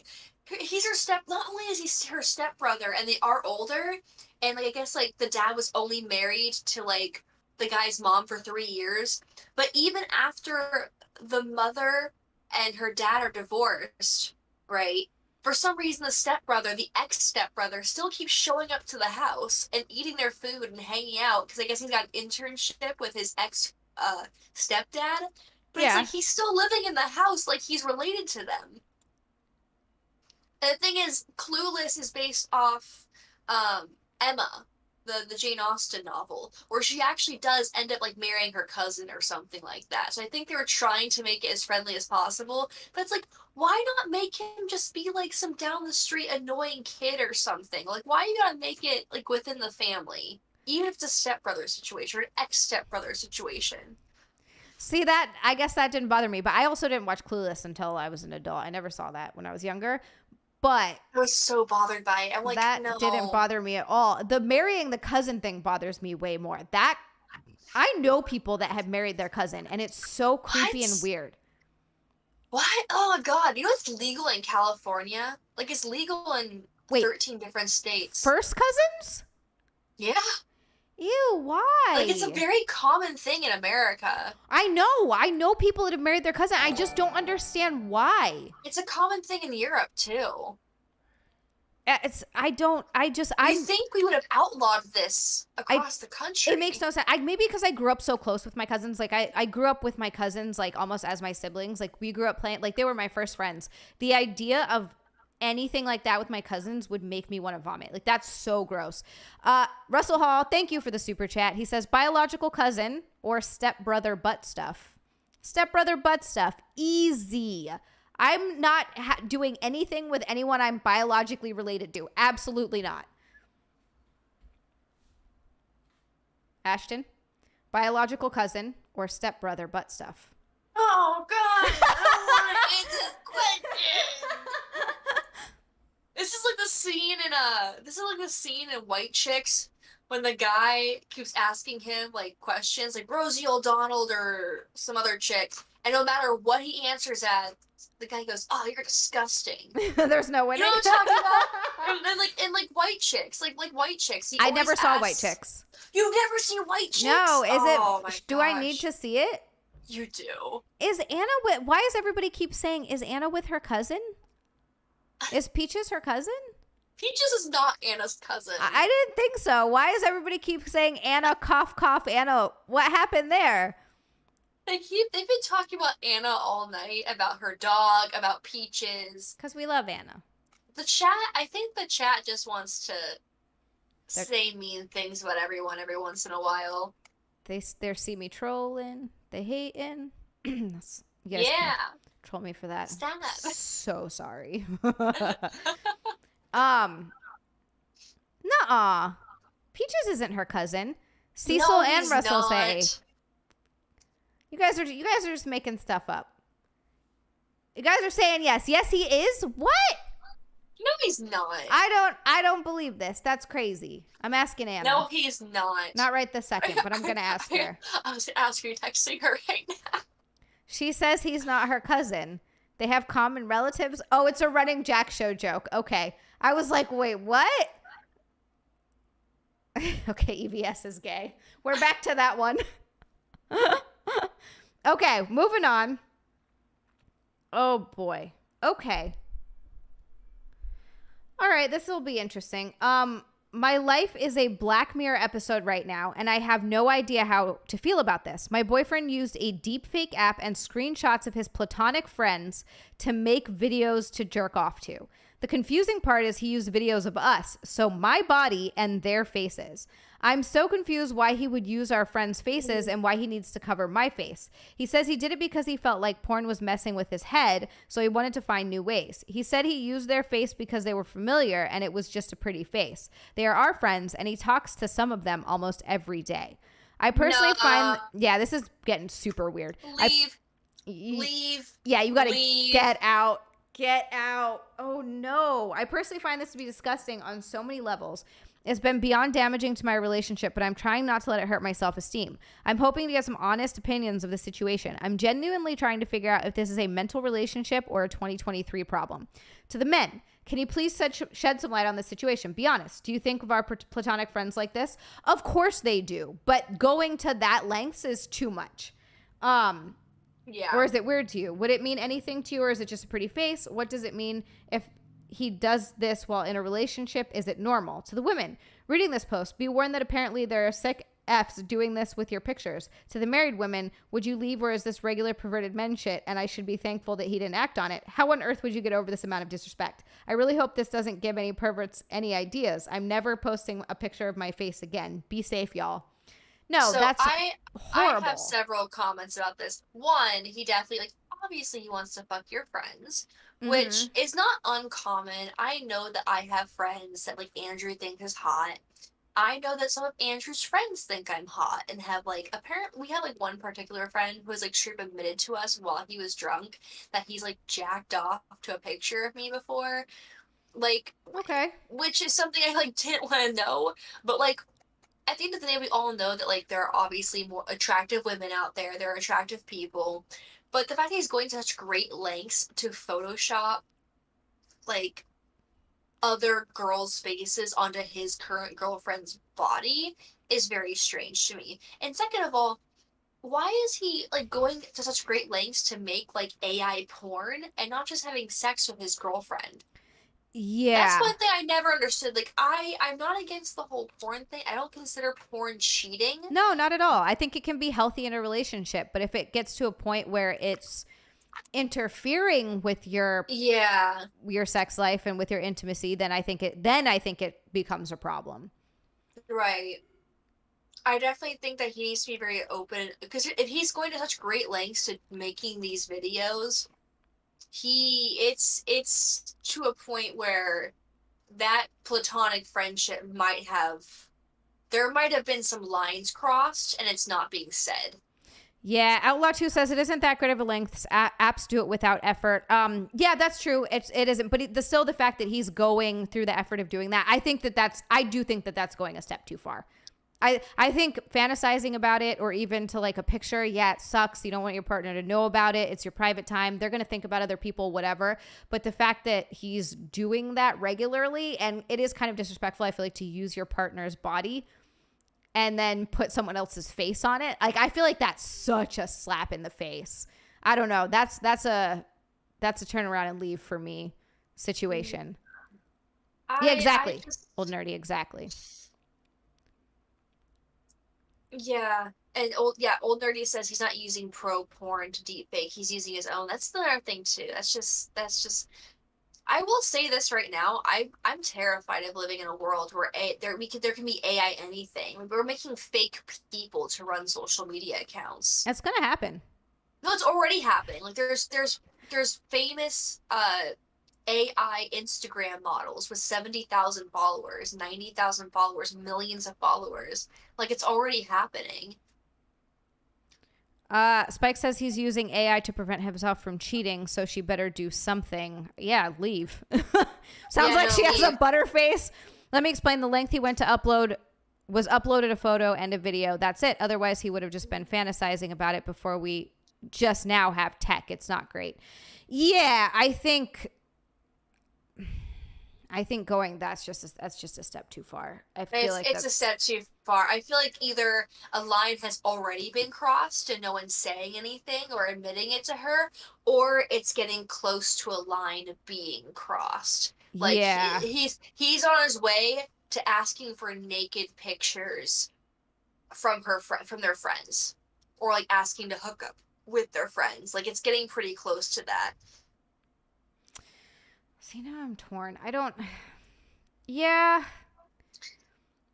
Like this is one of those things where like you have the right to be a jealous girlfriend and call it out.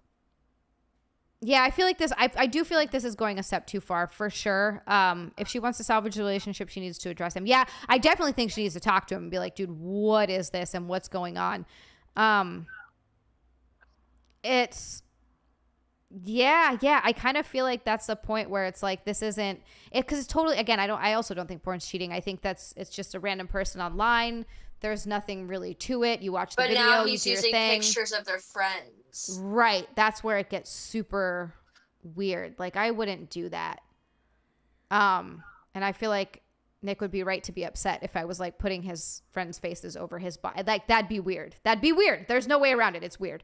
Like Russell it's Hall. one thing to walk in. It's like one thing to walk in on like your boyfriend jacking off to Megan Fox, Right. and another if they're jacking off to like a friend that both of you are close to. Right. That's tough. Russell, thank you so much for the super chat. He said just use a paper bag or break up with her. Oh my god.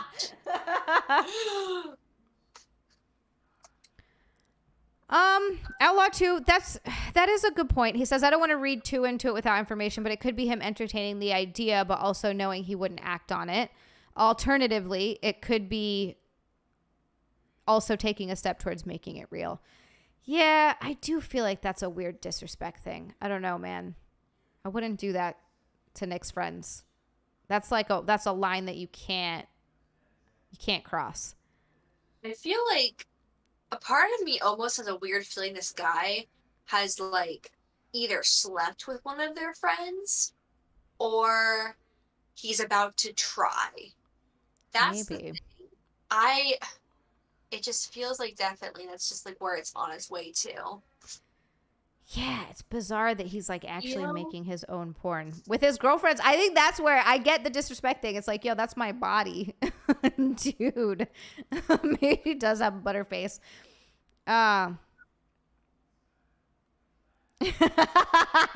CMDR, yeah, I don't that's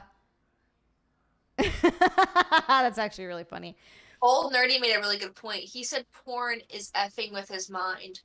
What he is doing now is no alternative. And that's like if porn is effing with your mind, then why are you making your own porn? Yeah, I think at that point it might be time to take a little break. I take porn breaks all the time. I think it's good. It's not great to go down I think a lot of people can watch it with no problems and do their thing and move on with their day, and they don't think about it. It doesn't affect their life in any way. But for some people, it does become an issue, and I think it becomes a good time to address that and be like, you know what, maybe I should take a little break from watching so much of this. I do it if I find myself watching stuff where I'm like I'm bored, this isn't doing it, and I find myself searching for crazier stuff. I'm like, this is where I need to take a stop and take a step back and take a break.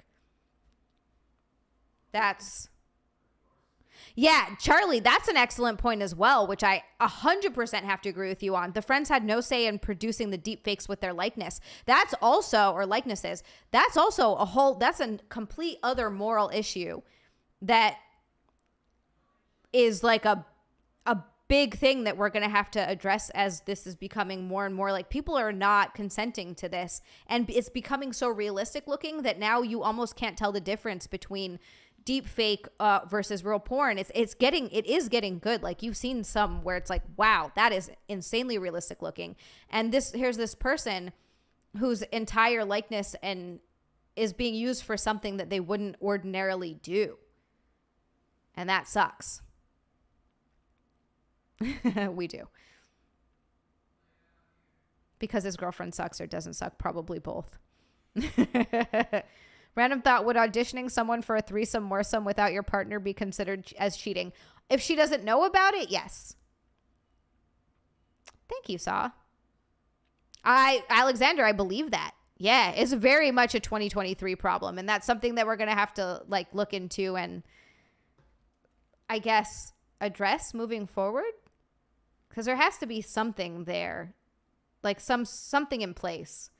There's going to have to be new laws in place. I think you should probably have a serious conversation with this guy and maybe consider leaving him. Though. Oh boy. Okay. This next one is just straight up. Let's say it wasn't shared. It was only on his computer. Would that be any different in regards to the friends if it was fantasizing mentally? I think yes, because he still went ahead and made it and created it without them. Like you can't control someone's thoughts, but you also can't take someone's likeness and make something out of it without their permission. You know what I mean? Like that's going a step farther and actually doing a thing, not just thinking about a thing. I was mad because a girl's body. Do you ever feel like the internet was kind of a mistake? I don't think it was a mistake. I think there's so much good and bad with it, right? The good is that it's created jobs and careers that people wouldn't otherwise have. It's created a lot more freedom. It's created ways for people to make businesses and work for themselves and create more jobs. But then the alternate side is that it's created the dregs of society to find each other and to do some truly nasty, heinous things. It's allowed people to hide behind a keyboard and speak to other people in ways that they wouldn't normally if it was in person, because they get their fucking face punched in. A lot of people haven't been punched in the face, and it shows. And it's, I guess, created a real, I feel like there's always sort of been a divide, right? Left versus right, but it feels like it's gotten so much worse since the internet. So there are pros and cons. It's unfortunate. My main thing is I feel like back in the ye old days, and boomers always talk about this. This is like the one thing I do agree with, like the boomer generation, is that they had a time where they can make all the mistakes they wanted to in their late teens, their 20s, whatever, and there was no internet to document it.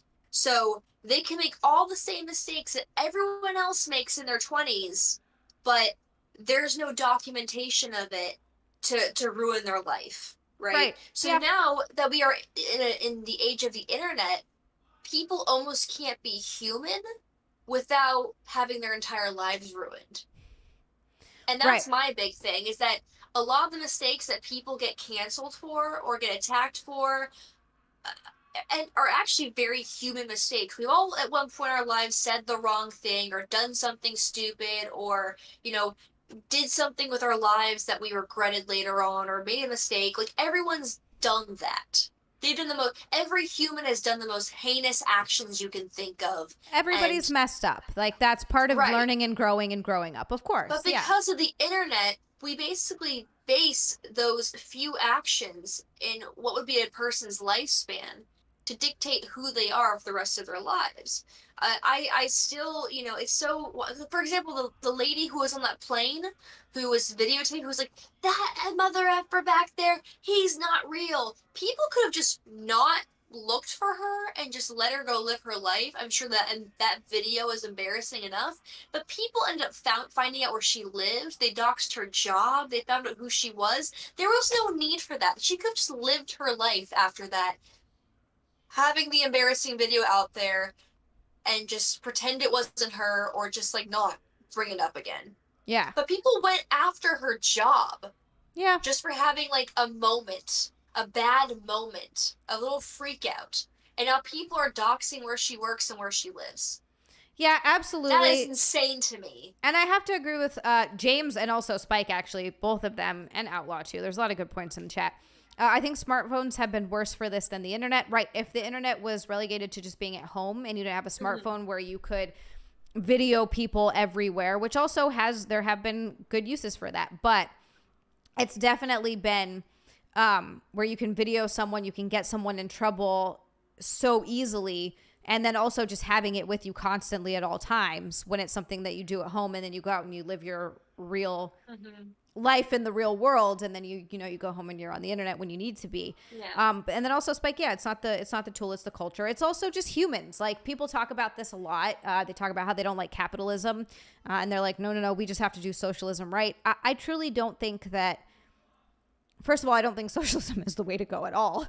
But I don't think that if someone came up with the perfect system and was like, this is it, we could have the utopia if we use this system, it still wouldn't work because people are the problem. People ruin everything. It doesn't matter what it is. It's not going to work because greed and envy and glut and all the shitty things that people are and people do are going to be what ruins it. We will never have anything nice. I also feel like because of people. We also forgot how people evolve and develop as individuals. And I think that's another thing we forgot because we have this idea that public figures will always forever be the same character we have played in our mind. And that's kind of like how I feel sometimes. Like, I guess I'm a public figure to some sense, right? So people will constantly talk about like who I was 5 years ago. And a lot of people often forget that I was very, very young when I first kind of got involved with the internet. I mean, early 20s, 21, 22, 23. And, anyone who is human will say at 27, 28, 29, or in their 30s, will say, oh man, I'm a completely different person than who I was at 23 years old.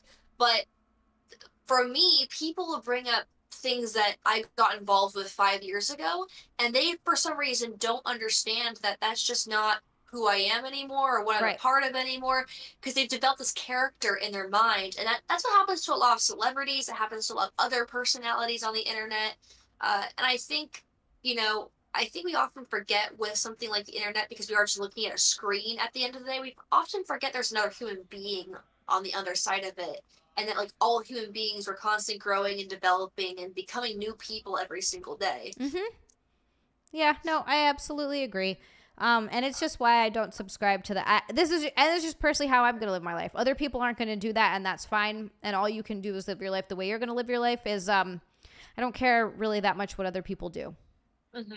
I just don't. As long as you're not hurting anyone else, do what you got to do, and I'm not going to have anything to really say about it. Like, I've never in my life gone to something and commented on it about, like, in a negative way, if that makes sense, because that just seems like such a waste of time and energy, and why do you care? No, exactly. I think, the internet's also kind of developed this sort of, I guess, group mentality of people, I think, spend too much time on the internet. I think people sort of develop their whole personalities and their way of life based on it. I think we've almost forgotten how to just go out and enjoy life. I really do think that the best thing we can do is just touch grass and experience real human interaction, experience real things. It is good for you. There are people who will just sit there on their computer and that is their whole life. And that makes me very scared for the future, because if we forget how to be human and how to have real communication, real interactions, there's no hope for the future. I think the only thing we have left is kindness and forgiveness and the realization that we're all just humans trying to figure out the world.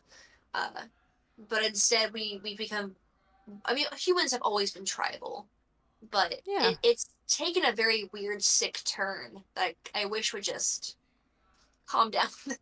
Yeah, well, I think it's also people get really worked up and they desperately need to feel right about everything.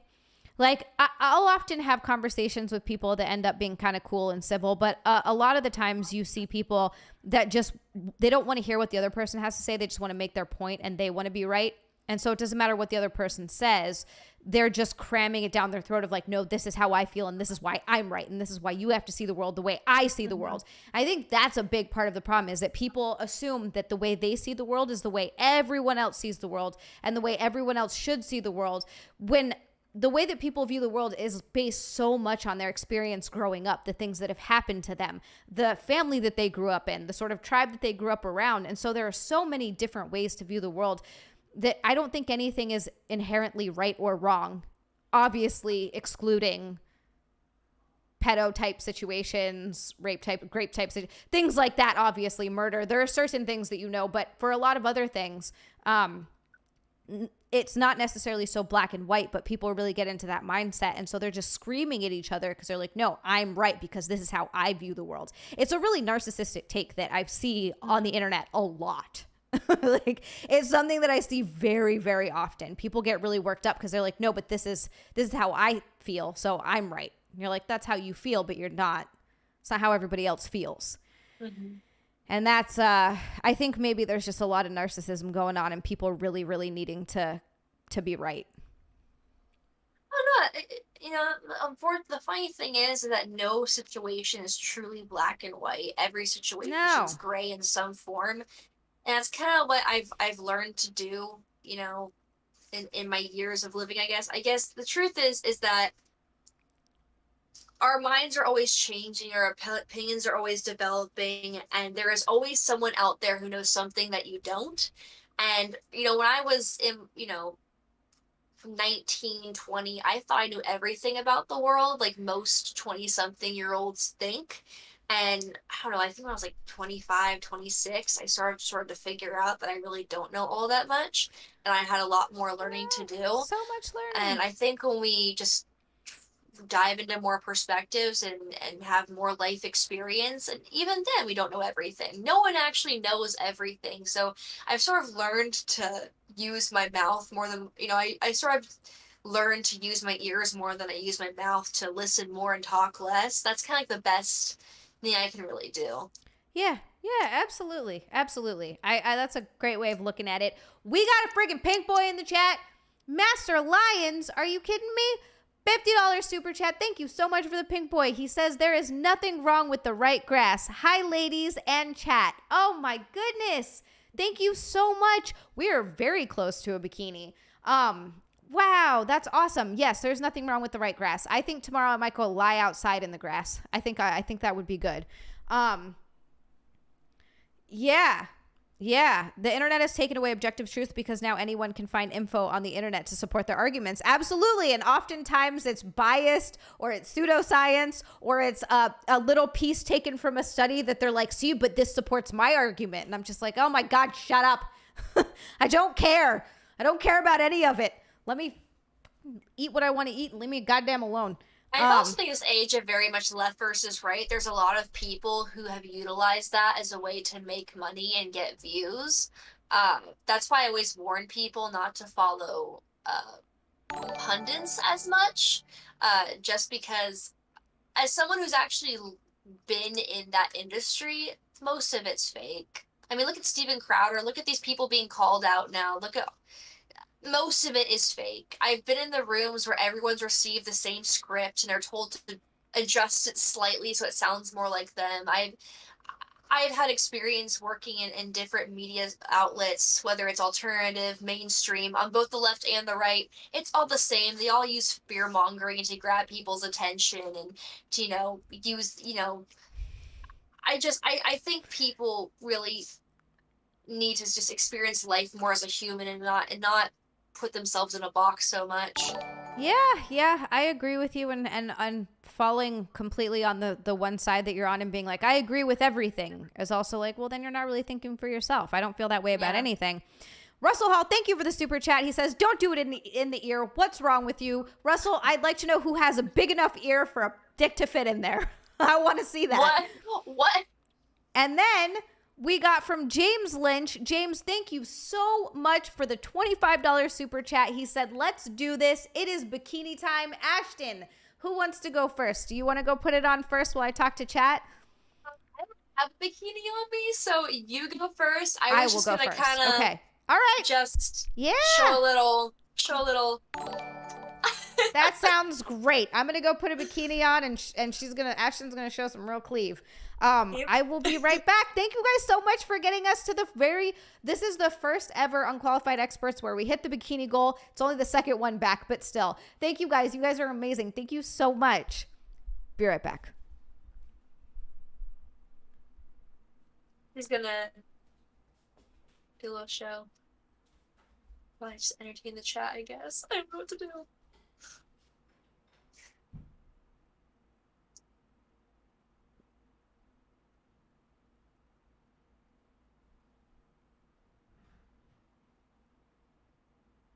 Do I think the manosphere and BreadTube are damaging to the internet? I think it's just two different sides of the same coin. I think they're both using theatrics, and they're both using outrage culture as a way to make money and get views. I think they're just both reactionaries. Alexander the Great says, you can change from the camera. I don't think so, because then Xia would get banned. If you want to follow me on OnlyFans, that is the place to see me change on camera. Let me see. We haven't made it yet. We need $2.95. Well, who wants to donate $2.95? Ashton, don't panic. Is that a Hitchhiker's Guide to the Galaxy reference? Ashton, what are your thoughts on dating today? I think the best advice I have for dating is just to... It's weird because the moment I decided to not really date and just focus on myself for a bit is when I met Andrew, and he's just been the best thing ever. So, Ashton, can you do the splits? I used to be able to.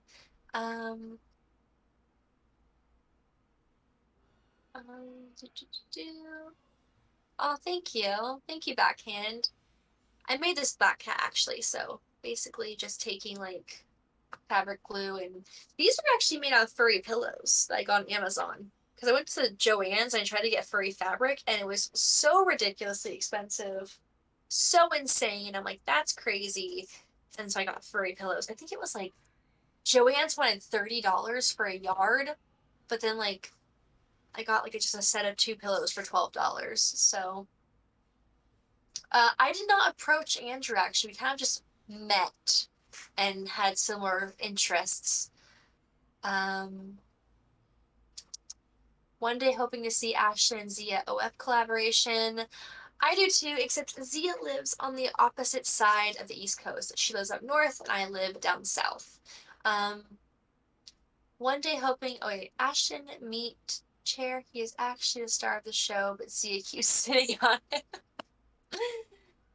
Excited for Anime Matsuri. I am not going to Anime Matsuri anymore. So the reason I am in cosplay today is because I was supposed to fly out today, and unfortunately the flight got canceled, and I just did not have the time to plan a whole other flight.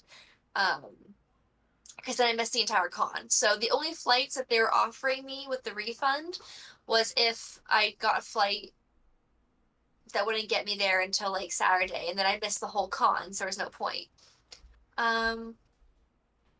Ashton is in a full body suit. It is. So it's a full cat suit, and then I have a corset here. Xia's butt! Oh my goodness! There's my butt. I can't There's hear your anything. butt! Yes, I did make this. It's actually pretty easy. It's just a black cat. It's just a cat suit, and then I got the furry pillows and got them on. And then I got these gloves that I put the fur on as well. So I had to glue on these like false nails. I feel like I still don't know how to put these on. Are those the ones that like loop around your ear? Oh, she can't hear me anyway. So I have like these. Oh, there we go. I figured it out. That's good. All right. I'm feeling a little homesick, so we got the blue Hawaiian. Were you born and raised in Hawaii? Mhm. Were you a military brat? Mm-mm.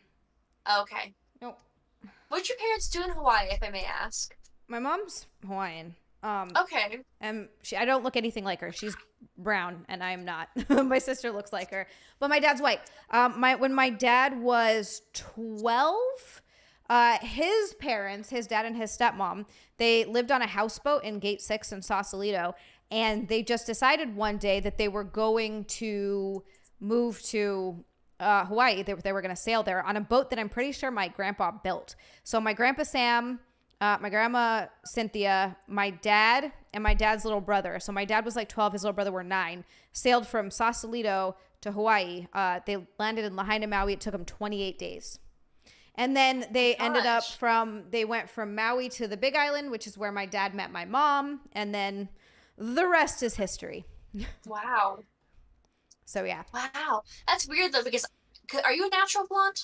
Mm-hmm. Okay, so I'm a natural blonde, green eyes, and both my Yep. parents have dark hair, dark eyes. My mom is half Latin, and you would never think that I am her child. It's weird how genes just work like that sometimes. It's so bizarre. My dad is Irish, but my mother's side she's Italian, Venezuelan, Argentinian, and Russian. That's so random. And you just got all, which is weird because usually the lighter gene, like the blonde hair, blue eyed, is the recessive gene, and the darker genes are the dominant genes. So you would think that I would have ended up, like my sister's very brown, and you would think that I would have ended up more like that. But I guess same thing with you. The white took over somehow. Like my sister has olive skin, dark hair, dark eyes. Yeah. Looks just like my mom. Oh, that's so funny. Well, my mom has reddish hair. Which is probably from like Russia. Yeah, Russian it has to be. Yeah. But my mom actually looks just like, have you seen Edward Scissorhands? Yes. Okay. So Kim in that movie, she's played by Winona Ryder. Mm-hmm. My mom looks just like that in her high school photo. Oh, really? My mom looks exactly like Winona Ryder, but with red hair. Wow. To a T. Beautiful then. Oh my goodness. Yeah. My mom still looks good, and she's 60 something. So nice. Yeah, you got to look at the parents and be like, how are they aging? They're aging good. All right, I think I'm gonna be okay. Outlaw 2. I've heard about the fires on Maui. I don't have any family on that island. Thankfully, my family's all on the Big Island, so I haven't been keeping super close track of it. But I heard about it, and that sucks. It's really sad. People have died. Yeah, there are blondes in northern Spain. All right, we got time for another one. We got time for more. We're going to move on to the next one. My wife, she's 50, and I have been together since we were 19. Last night, my wife told me she's been having sex with one of her students, who is a 20-year-old male. I'm going to get a lawyer and file for divorce, but how do I deal with the heartbreak? It's just so painful. All I feel right now is hurt. I spent more than half my life with her, and she slept with another man. How do I ever recover from something like that? Oh my gosh. This guy is he's just going to be sad, and he's just going to be feeling sad. I can't imagine being with someone for 30 years and throwing that away. That sucks. That's terrible. My only advice, literally my only advice is that you're going to feel like shit for a while, and the only way to get through it is to get through it. And to just know that you're going to feel like shit. But that's awful. And the fact that it was with one of her students, and it has to hurt that he's 20 years old too. But yeah, it's going to take a lot of time and a lot of hurt, and it's going to suck. You'll get over it eventually, or at the very least, it will hurt less as time goes on. As someone who's dealt with a lot of pain, and I've lost a lot of people, it gets better it doesn't go away. It gets better with time, but that's the only thing. Can I ask a man's opinion on this? Baby, what would happen if you were married to a woman for 30 years? Alexander the Great. And she was a teacher, and she, like a college teacher, and you found out she cheated on you with one of her 20-year-old students. Oh, so it's a college professor. Yes. Yeah. Oh. It's not like a big, Chris Hansen scandal, but it's like she cheated on her husband with someone 30 years younger than them. And they were together for 30 years since they were 19, 20. Was the dude not satisfying his wife or something? Or Oh, he goes right to that. Right to the guy's not satisfying his wife. Gosh! Wow. Zia and I were saying, wow, this poor guy, that bitch. And you're just like, well, was he not?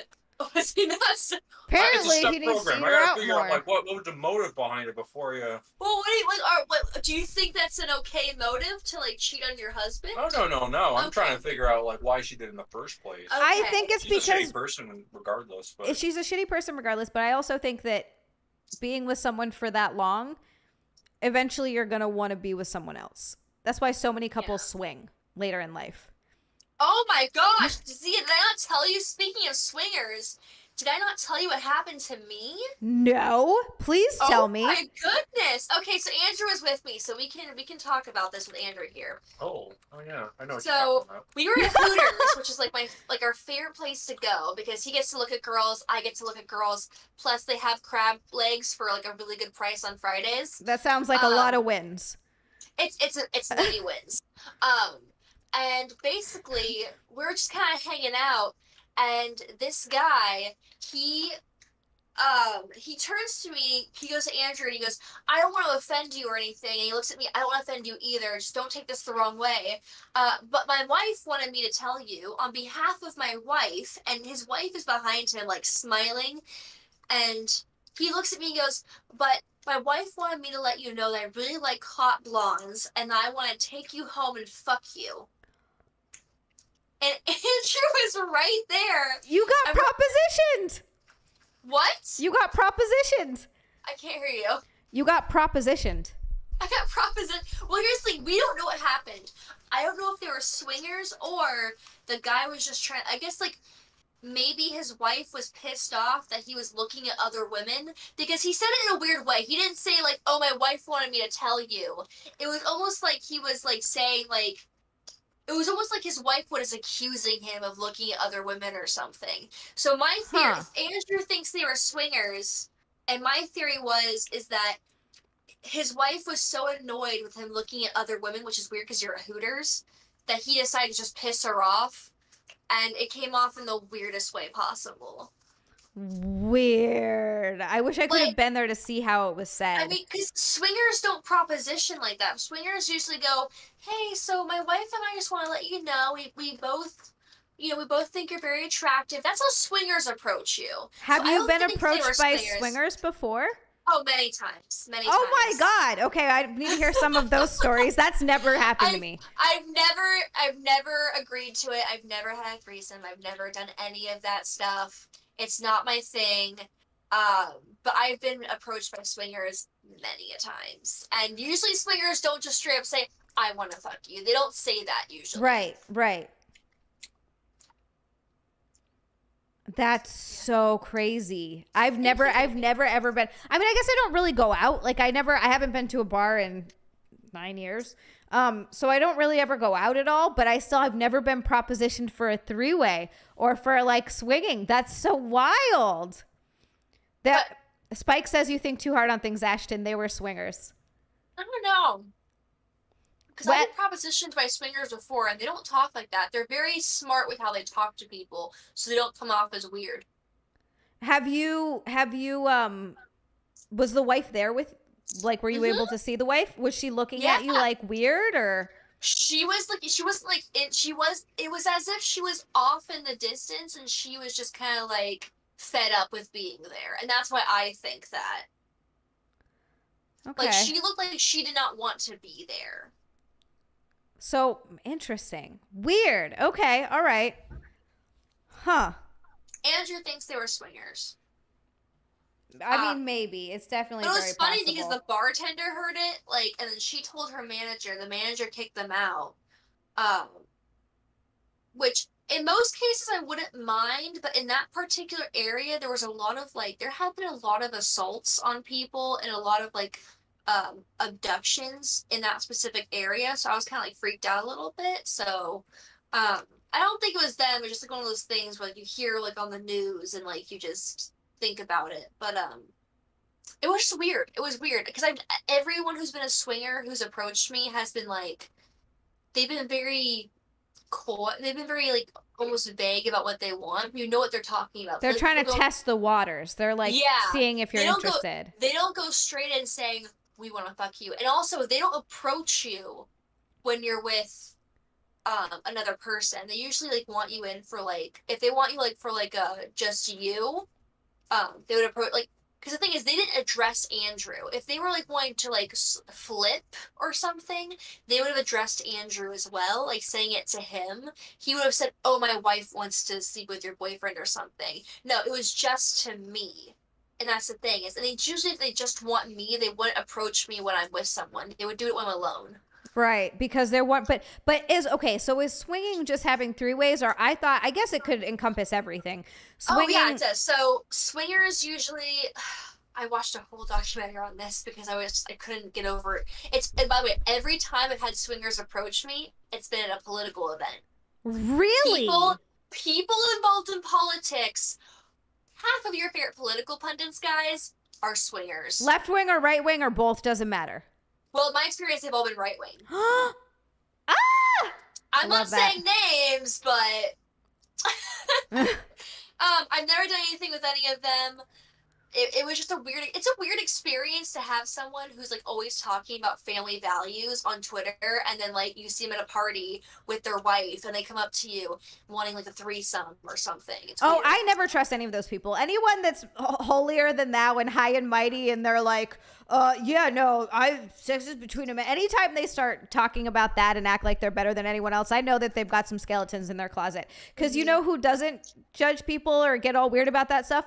People who are too busy minding their own business and living their life the way they want to. Those are the people that are. Exactly. It's always the ones that are like, calling for whatever, that are up to the shadiest stuff. The people that are trying to act like they've got the moral high ground. So Exactly. shady. So shady. Exactly. That's wild. Okay, wow. So it's at political events that people are always trying to have threesomes. So I met when Chrissy and I went down to it was Exotica in DC. This was like, I think maybe 2 years ago now, maybe 2.5 years ago at this point. Oh God, it was so much fun. We met some people who were like, yeah, I guess they were swingers. They were in open relationships because she had set up a booth and we were live streaming for about 4 or 5 hours a day, and we'd take turns walking around and checking out the convention. And I went to a couple of seminars. One of them was a what's the word I'm looking for? Pegging seminar. So I sat through a pegging seminar. I saw the world's smallest proportionate stripper, Tiny Texie. So it was a really cool experience. But then we also would like talk to people that would come through and interview different porn stars or people that were just there for fun to be like, hey, what are you here? And it was a lot of couples who were there, and a lot of them were like swingers or in open relationships, but they didn't want us to show their face on camera. They're like, we can't be open about this, but this is just something that we enjoy doing and we love to talk about it. It's so interesting. I mean, again, I don't think the couple at Hooters was swingers. I think it was like just some wife who, her and her husband went to Hooters, and last minute she's like, I don't want you looking at, it's like a jealous wife or something. I don't want you looking at these girls and like I just feel like it was one of those situations where she kept accusing her husband of looking at other girls, and he was just fed up with her, trying to piss her off. So he turned to the next girl he saw, who happened to be me, also sitting at the bar, and it came out wrong. Like, I think he was just trying to like piss off his wife. I don't think they were swingers. So you think that she got pissed off and he was like, I'll show you, and said something to you about it? basically. That's so awkward. God, that's so I creepy. know. It was like, because that's what it looked like. Because like she looked like she did not want to be there. He looked like he was just, I wish he had said it differently and not used the term "fuck you." I wish he had said like something like, That's a little abrasive. I want to take you home. Like, because Andrew was like, well, why didn't he just ask to take you home or something, like in a sarcastic manner or something? I don't know. I think the guy was just fed up with his wife and was trying to make her mad. Because again, swingers usually test the waters a little bit by talking to you, have a conversation with you first, and if they just want a threesome, they'll either talk to a girl who's clearly there with a friend or by herself, Right. or if they actually want to like swap, the guy would have suggested to Andrew his wife, but they didn't even address Andrew really. So I really don't think they were swingers. I think the guy was just trying to make his wife angry. That's awkward. What an awkward situation. Russell, a pegging seminar. I went to a pegging seminar.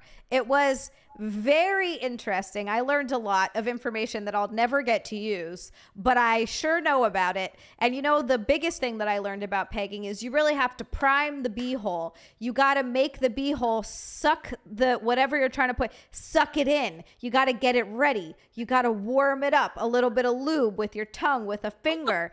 Get it ready to be inserted. I learned so much. It was so interesting. Oh, girl, yeah, I could never peg someone. I couldn't. No, I don't think that's for me. I don't think I'd want to. I like belittling people and making them think I'm gonna step on them, but I'm not.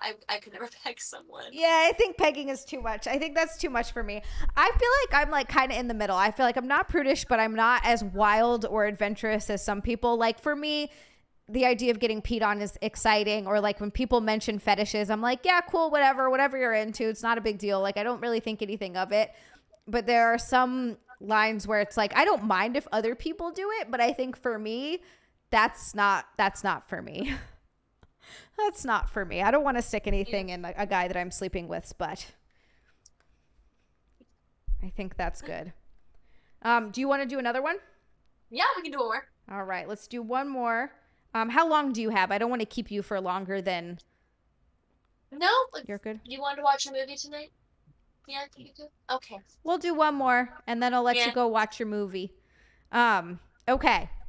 Ashton's taking mental notes. All it takes is a finger, Spike. Just a finger. You gotta prime it and get it ready.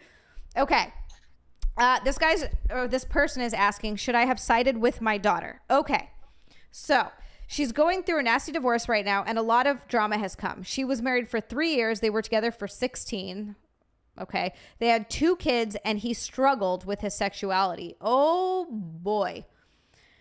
He went to therapy and tried to get rehabilitated, went for a year. My daughter cheated once he was out. The spark was gone. It was more emotional. They did kiss a few times. He apparently had texts that confirmed her affair. He showed her and said he's going for sole custody. In turn, my daughter told the kids, 12 and 9, that their dad is gay. He has cut contact and is not in town or coming to church or the country club. I told my daughter she went for a low blow and ruined things for him as a parent. He's trying to change. She's pissed, and we haven't talked for 4 days. Should I apologize? Everybody in this whole situation is wrong. Everyone is wrong. He's wrong for trying to stay with someone when he's gay.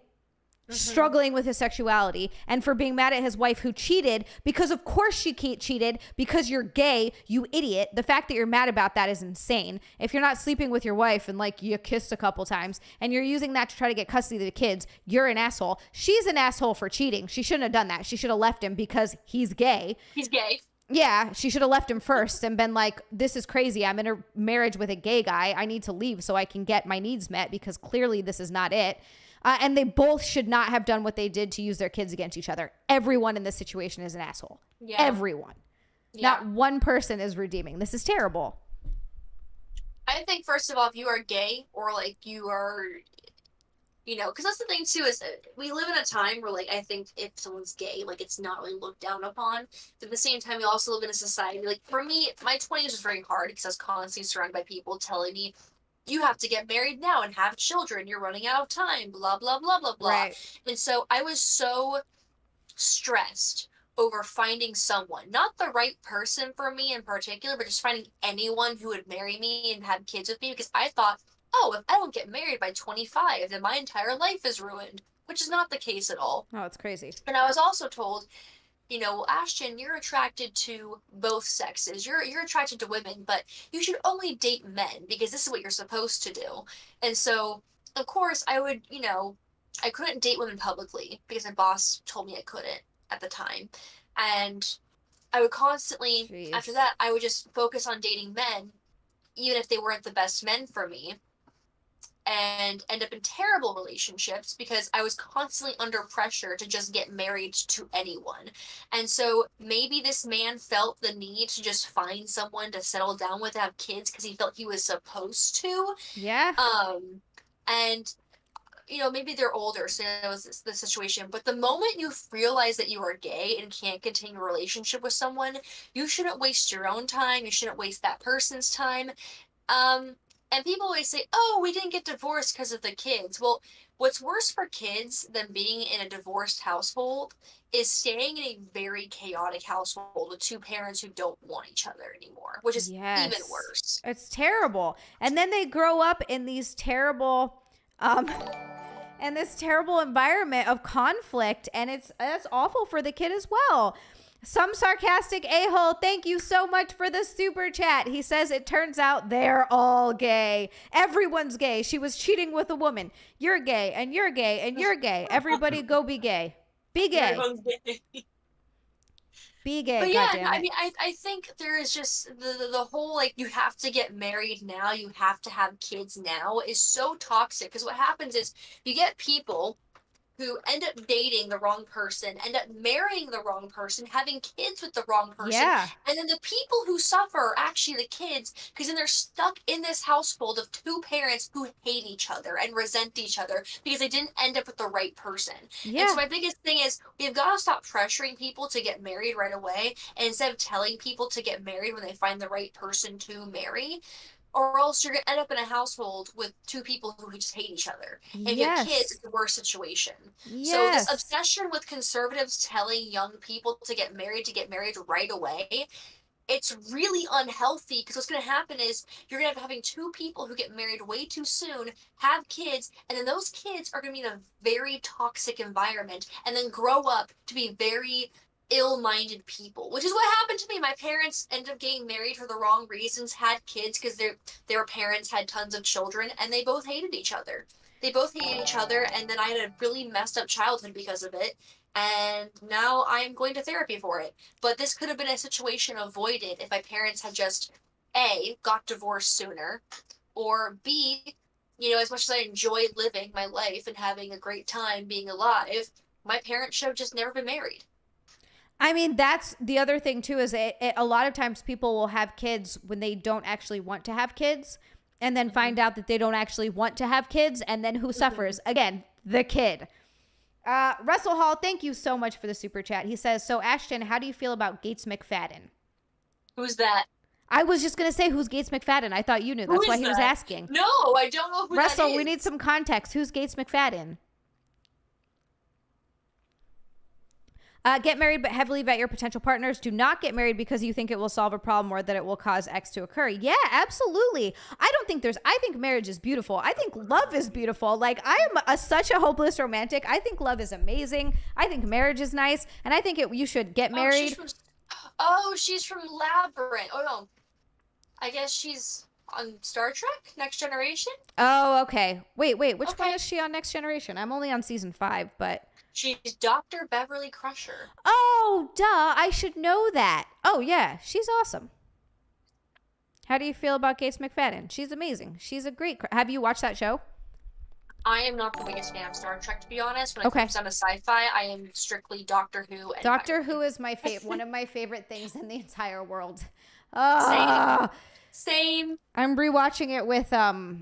X-Ray Girl's never seen it, so we're reviewing it together. X-Ray Girl has not seen a lot of things that I am very surprised by. A lot of the people involved in G&G are very culturally deaf, and it kind of scares me.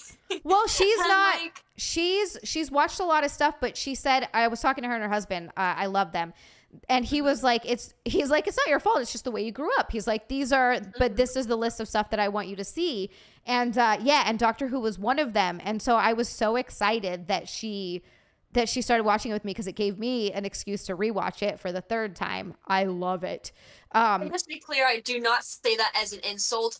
It's just funny because I'll be talking with Jay, and then I'll mention something like, and then it's like something that I feel like everyone in the pop culture sphere has heard of or knows, and they'll be like, "What's that?" I'm just like, "What?" So it's interesting though, because there's such a. First of all, Russell, thank you so much for the super chat. Star Trek Beverly Crusher, she's hot, right? Yes, absolutely. Yes, she is, and she's amazing. I want to No. like take them. I want to take all of the people.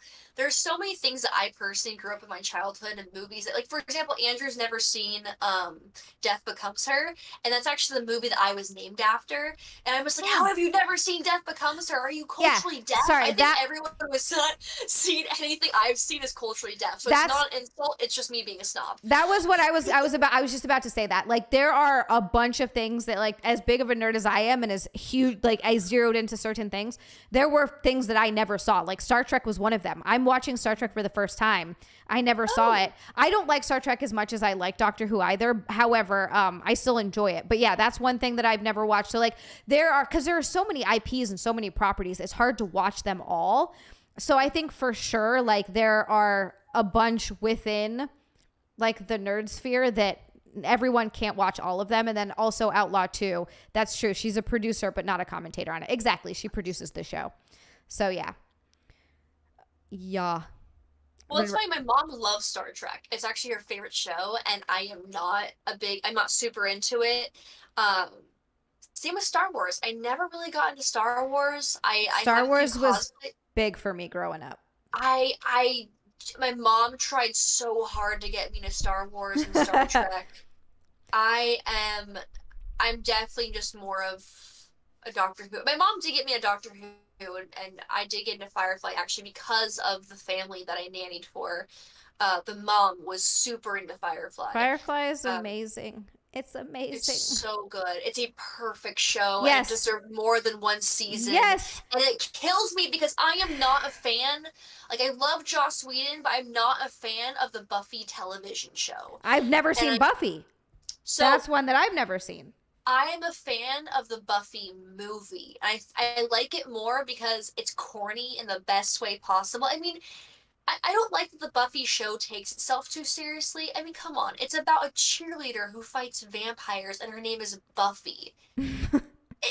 There has to be some sort of, like, making fun of it along in the script. Some self-awareness. Yeah, and the show takes itself way too seriously, whereas the movie with Christy Swanson, the whole time it's hilarious because she's just like this, bimbo cheerleader, and she's like, I don't want to fight vampires. I just want to graduate high school, go to Europe, marry Kristen Slater, and die. And it's hilarious. It's the best level of comedy. People have been telling me that I need to watch the movie. Like, a lot of my chat keeps telling me that I need to watch the movie, like a bunch of people. So at some point, I'm going to have to watch the movie. And then I also want to watch the show just because. The show Charlie, that's really funny. I mean, I'm personally not the biggest fan of it. The only thing I like about the Buffy show is Spike.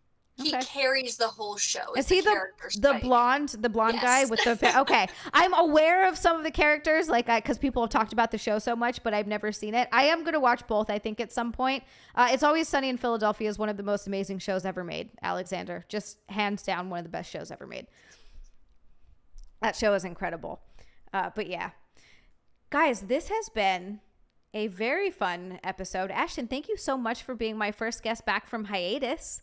On Unqualified Experts. This was really fun. I'll let you go watch the movie. I don't want to keep you forever, but you're fine. Before we go, where can everybody find you, and where can they watch your stuff and check out everything? I'm not on YouTube yet. I'm gonna come back to YouTube pretty soon. I'm gonna start my own podcast pretty soon, but I'm in the middle of a move.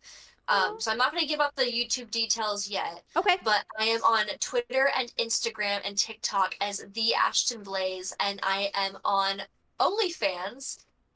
Funny enough, under my OG name, which is Ashton Birdie. So you can find all the links for everything on my Twitter on The Ashton Blaise. So yeah. Yay, perfect. That's where you can, everybody go follow Ashton, go follow, support her everywhere. Check out her stuff, please. She is awesome. We got one more super chat from Russell. Russell, thank you for the super chat. Thank you for super chatting all night and this has been very fun. Okay, so let's say that Anna's worthless gay friend Cecil was kidnapped by terrorists. Would the three of you get together in a three-way to save him? No. I mean, we're letting Cecil die. Poor Cecil. He's so underappreciated. Cecil, I love you. I would do it for you. Well, I just remember during the content house, everyone's like, would you kiss Zia if it meant saving Cecil? And it was like, I'll kiss Zia, but not to save Cecil. Not to save Cecil, just to kiss it. Well, thank you. I feel very flattered. Saw, thank you so much for being a member, for being one of the heathens for 1 month. He says, Ashton and Zia, what are your favorite 80s and 90s movies? And Buffy was a good TV show, and the best TV show ever is Married with Children. I do really like Married with Children. It is awesome. Favorite 80s and 90s movies? Oh boy, I don't know if we have time to get into all of that. I have Maybe a just list. a couple. Yeah, there are a lot. There are some really good ones. A couple of my favorites was, especially during some of my formative years, were SLC Punk. I loved that movie. That shaped me. I love that movie. So underrated. Only posers die. Yes. Party Monster and Boondock Saints. Those are just like, Eurotrip is another one. There are some truly great ones. Although I think Eurotrip was 2000. Well, Eurotrip is like 2000s. That's, yeah. Honestly, the best part of that movie is the Scotty Doesn't Know song.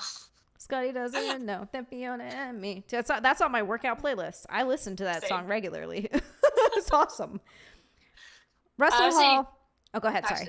Back to the Future. Gremlins is my favorite Christmas movie. And good one. Yeah, actually no. Death Becomes Her is a 90s film, so I guess I should. About a Breakfast Club. Yeah. Breakfast Club is not one of my favorite movies. I think it's a movie that people need to see because of the cinematic, just how important is cinema history. I don't think Breakfast Club is that good of a movie, to be honest. Like, I think for the time, loved it. I know, but for the time, it was so revolutionary for cinematic history. But like looking at it now, it's just there were so many things wrong film-wise with that movie that a lot of people don't mention now. Okay, interesting. I'd have to rewatch it, I guess. I haven't seen it in so long, but I always liked it. I never had any issues with it, but I wonder if watching it back, I would then. A lot of people like it because they're told to like it. And I sort of realized this, like, watching it later on. Because I used to love it, like, in college and high school. And then I watched it, like, I think 2 months ago. And I rewatched it. And I'm like, wait a minute. Well, this doesn't make any sense plot-wise. This doesn't really add up. Like, why is it they're randomly dancing in the library now? Why is it when he yells that the glass breaks? Like, what is this supposed to be? There's so many things that don't make sense in that movie. Interesting. Okay. And there are things that could have been done better. John Hughes is an absolute genius, but with Breakfast Club, there were things that could have been done better. Okay. So interesting. yeah. I'm gonna have to rewatch and formulate my own opinions on this, but I like it. Mm-hmm. I like that you're making us think here. Russell Hall, thank you for the super chat. A 3-way with Gates McFadden, of course. Yeah, totally. I'd still do it. Spike does not agree in the chat. It's all right. It's okay to disagree about pop culture. It is fine. Guys, thank you so much for watching. Thank you so much for supporting. Thank you so much for getting us to the bikini goal. You got Ashton boobs and that wonderful bra and the Black Cat cosplay. We got a blue Hawaiian bikini. You guys are wonderful. Seriously, thank you so much. I will be back tomorrow night at 8 p.m. Eastern for a solo Sexy Sisters because Jenna is out of town. So it's just going to be me. It'll be a fun show, though. We'll put some good news stories together. We'll chat about some nonsense. Maybe I'll tinker with this background a little bit more. It'll be a fun time. So that's tomorrow night at 8 p.m. Eastern. If you like this stream, please hit the like button. Please hit the subscribe button. Leave me a comment. It helps with the algorithm. You guys, I appreciate y'all so much for supporting me. Everybody's been super cool. This was a very, very, very fun episode. Ashton, thank you so much for coming on. I also have an OnlyFans for anyone who wants it. It's just XiaLand, XiaLand over there. And I also stream over on Kick. So it's XiaLand on Kick as well. It's super easy to find. XiaLand everywhere. XiaLand. Ashton, thank you again. This was so much fun. Thank you. Thanks for having me. Of course. Bye. And I will see you guys next time. Bye. Bye.